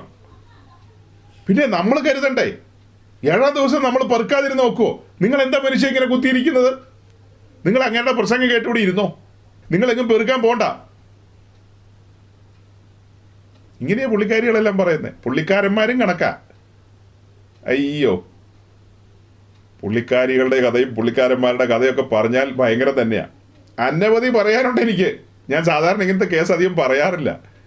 ഞാനിങ്ങനെ പറഞ്ഞു കഴിഞ്ഞാൽ എവിടെയെങ്കിലും പോയി കൊള്ളും. ആളുകളെല്ലാം പിണങ്ങും. എത്ര പേരാ പിണങ്ങി പോയിരിക്കുന്നതെന്ന് അറിയാവോ? ഈ കഴിഞ്ഞ നാളുകളിൽ ഞാനൊരു മെസ്സേജിനകത്ത് കല്യാണ സംബന്ധമായ ഒരു കാര്യം പറഞ്ഞാൽ തൻ്റെ ഭാര്യയും കൂടി ആറ്റം ബോംബാണ് ഇട്ടത്. ഹിരോഷിമയിൽ ഇട്ടതുപോലത്തെ ആറ്റം ബോംബ്. എൻ്റെ ദൈവമേ, എന്തുമാത്രം പൊട്ടിത്തെറിയാ ഉണ്ടായെന്നറിയാവോ? എന്തുമാത്രം പൊട്ടിത്തെറികളാണ് ഉണ്ടായെന്നറിയാവോ? ഭയങ്കര സംഭവങ്ങൾ തന്നെയാണ്. പിന്നീട് നമ്മളിങ്ങനെയൊക്കെ എന്തെങ്കിലുമൊക്കെ പറയുമ്പോൾ ആളുകൾ ചുമ്മാ പൊട്ടിത്തെറിക്കുക. അവർ പറയുന്നത് ഞങ്ങളുടെ കാര്യം തന്നെയാണെന്നാണ് പറയുന്നത്. ഏത് ഇപ്പം ഈ പറഞ്ഞ കാര്യം ഞങ്ങളുടെ കാര്യമാണോ? നമ്മളൊരു 3-4 വർഷം മുമ്പ് ടാബർനാക്കിൾ സ്റ്റഡിക്ക് ആദ്യം വന്ന സമയത്ത് ഞാൻ ഈ ലോൺ എടുത്ത് ബംഗ്ലാവ് മേടിക്കുന്ന കാര്യവും വലിയ വില കൂടിയ കാറ് മേടിക്കുന്ന കാര്യമൊക്കെ പറഞ്ഞു കഴിഞ്ഞപ്പോൾ അത് ഡയറക്റ്റ് ന്യൂസിലാൻഡിലേക്ക് അന്ന് കോളാമ്പി തിരിച്ചു വെച്ചത്. അങ്ങോട്ടാ പറഞ്ഞത്, സൂക്ഷിക്കണം കേട്ടോ, 90 കൊല്ലത്തേക്കൊക്കെ മോർഗേജിൽ ഇതൊക്കെ എടുത്തു കഴിഞ്ഞാൽ കൈകാര്യം ചെയ്യാൻ പറ്റുമെങ്കിൽ കൈകാര്യം ചെയ്യാം, അല്ലാത്ത മോഹം കയറിയിട്ട് കാര്യങ്ങളിൽ പോയി വീടരുന്ന് ഞാൻ പറഞ്ഞായിരുന്നു അന്ന്. അപ്പോൾ അത് കേട്ടിട്ട് വേറൊരാൾ എന്നോട് പറയാ, ഞാനൊരു കാർ മേടിച്ചിട്ട് പാസ്റ്റർക്ക് എന്നെ എത്ര തൂക്കേടെന്നുള്ള രീതിയിൽ. ദൈവമേ, താങ്കൾ കാർ മേടിച്ച കാര്യം ഞാൻ അറിഞ്ഞില്ല. ഞാനിത് നമ്മുടെ ന്യൂസിലാൻഡിലെ എബി പാസ്റ്ററോടും ഷിജു പാസ്റ്ററോടും അങ്ങോട്ടാണ് നീ പറഞ്ഞത്, അവർക്ക് പരാതിയില്ലല്ലോ. ഞാൻ അങ്ങോട്ടല്ലേ കോളാമ്പി തിരിച്ചു വെച്ചേ, ഞാനങ്ങ് മിഡിൽ ഈസ്റ്റിലേക്ക് തിരിച്ചു വെച്ചില്ലല്ലോ. മിഡിൽ ഈസ്റ്റിലേക്കാണ് തിരിച്ചു വെച്ചതെങ്കിൽ നിങ്ങൾ പറയുന്നതിൽ ന്യായമുണ്ട്. ഇത് ഫാർ ഈസ്റ്റിലേക്കാണ് ഞാൻ തിരിച്ചു വെച്ചത്. അതിൻ്റെ കാറ്റ് അങ്ങനെയല്ലേ അടിച്ചു പോകുള്ളൂ, പിന്നെ അങ്ങോട്ട് തിരിച്ചു വരുമോ? ചുമ്മാ ആളുകൾ എഴുതാപ്പുറം വായിക്കുക. ഈ പറയുന്ന കാമ്പുള്ള കാര്യങ്ങളാണോ ഗൗരവമായ കാര്യങ്ങളാണോ? അതിനൊന്നും അല്ല ഗൗരവം. അത് എന്നെക്കുറിച്ചാണ് പറഞ്ഞത്, ഞാനിനി എങ്ങനെ ജീവിച്ചിരിക്കും, ഞാനിപ്പോൾ ആത്മഹത്യ ചെയ്യുമെന്നൊക്കെയാണ് ചിലർ പറയുന്നത്. അയ്യോ, അങ്ങനെയൊക്കെ ചെയ്യല്ലേ. നിങ്ങൾ ജീവിച്ചിരുന്നില്ലെങ്കിൽ ഈ ഭൂമിയുടെ കറക്കത്തിന് കുഴപ്പമുണ്ടാവും. അത്രയൊന്നും വേണ്ട. ഞാൻ എങ്ങനെയെങ്കിലും ഒന്ന് പ്രസംഗിച്ച് അവസാനിപ്പിച്ചോട്ടെ. ഇപ്പം അവസാനിപ്പിച്ചേക്കാം. ഈ 27-ാം വാക്യത്തിലേക്ക് നോക്കുമ്പോൾ നമ്മുടെ പ്രിയപ്പെട്ടവരും നമ്മളും ഒക്കെ ഇല്ലേ അതിനകത്ത്? കൃത്യമായിട്ടല്ലേ പറഞ്ഞിരിക്കുന്നത് 6 ദിവസം പെറുക്കിക്കോ, 7-ാം ദിവസം പെറുക്കാൻ പോകണ്ടെന്ന്. പക്ഷെ നമ്മൾ എന്ത് ചെയ്യും? അതിബുദ്ധിമാന്മാരാണ്. 7-ാം ദിവസം ഒന്ന് പെറുക്കാൻ ഇറങ്ങുക. നോക്കണം, നീ കാട്ടിക്കൂട്ടുന്നത്, നീ ചിന്തിച്ചു കൂട്ടുന്നതൊക്കെ സ്വർഗത്തിലെ ക്യാമറ പിടിച്ചോണ്ടിരിക്കുക. ശരീരത്തിലിരിക്കുമ്പോൾ ചെയ്തതും ചിന്തിച്ചതും പ്രവർത്തിച്ചതും എല്ലാമായിട്ട് ക്രിസ്തുവിന്റെ ന്യായാസനത്തിന് മുമ്പാകെ വരുമ്പോൾ എല്ലാം അവിടെ ഡീകോഡ് ചെയ്യും, എല്ലാം പുറത്തു കൊണ്ടുവരും.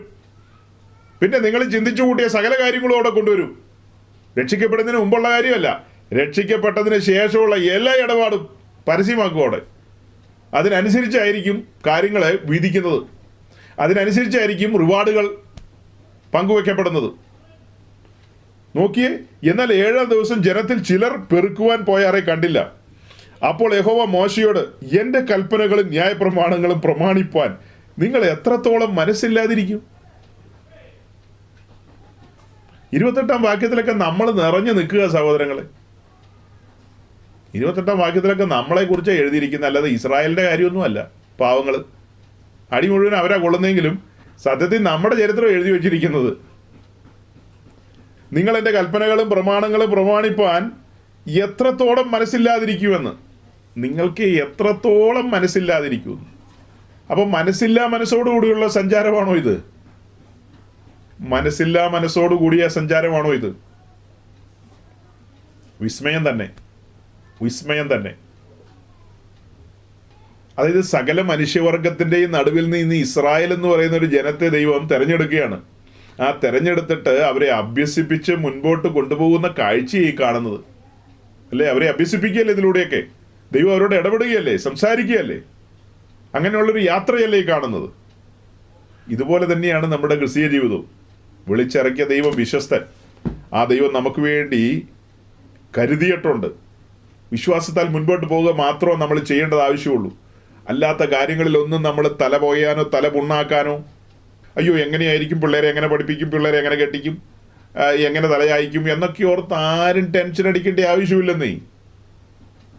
അബ്രഹാമിന്റെ അക്ഷരീക സന്തതികളെ ഒരുവനായ ദൈവം നടത്തി വാഗ്ദത്ത ദേശത്ത് എത്തിച്ചെങ്കിൽ തൻ്റെ ആത്മീയ സന്തതിയായ നമ്മെയും പരിപോഷിപ്പിക്കും.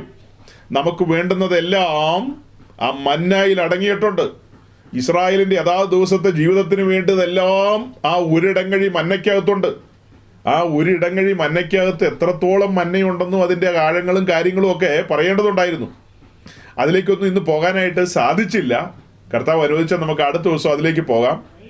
അതുമായി ബന്ധപ്പെട്ട ചില കാര്യങ്ങളൊക്കെ പറയാനായിട്ട് താല്പര്യപ്പെട്ടിരുന്നതാണ്. ഞാനത് എബിയുമായിട്ട് ഇങ്ങനെ ഷെയർ ചെയ്തിരുന്നു. എന്നാൽ അങ്ങോട്ട് എത്തിപ്പെടാനായിട്ട് പറ്റിയില്ല. നമ്മൾ ഇവിടെ കൊണ്ട് നമ്മുടെ വാക്കുകൾ ചുരുക്കുകയാണ്. ഗഹനമായ വിഷയങ്ങളാണ് സഹോദരങ്ങളെ നമ്മൾ ഈ ചിന്തിക്കുന്നത്. സാധാരണ മട്ടിൽ ഇതൊക്കെ അനവധിയായ തവണ വായിച്ചു പോയിട്ടുള്ളതാണ് ഞാനും നിങ്ങളും. പക്ഷേ ദൈവം നമ്മോട് ഇടപെടുന്ന ആ നിമിഷങ്ങൾ കണ്ടോ? പഴയ നിയമത്തെയും പുതിയ നിയമത്തെയൊക്കെ ചേർത്ത് വെച്ചുകൊണ്ട് ഈ പുറപ്പാട് പുസ്തകവും ആവർത്തന പുസ്തകവും അവിടെ നിന്ന് നമ്മൾ നേരെ വരുന്ന മത്തായിയുടെ സുവിശേഷത്തിലേക്കൊക്കെയാണ്.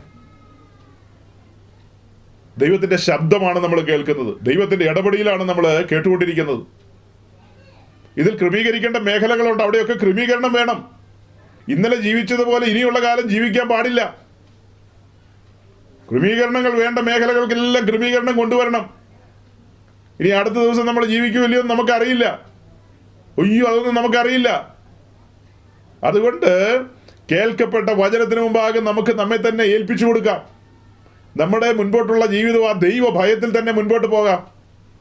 ദൈവഭയം എന്ന് പറയുമ്പോൾ ആ തികഞ്ഞ ദൈവ സ്നേഹത്തിൽ നമുക്ക് നമ്മുടെ ദൈവത്തെ ഭയപ്പെട്ട് നമ്മുടെ ഇഷ്ടമുള്ള കാലം കാഹളത്തിന് കാതോർത്ത് നമുക്ക് മുൻപോട്ട് പോകാം. ഈ വചനങ്ങളാൽ ദൈവം നിങ്ങളെ സഹായിക്കട്ടെ, അനുഗ്രഹിക്കട്ടെ. Thank you.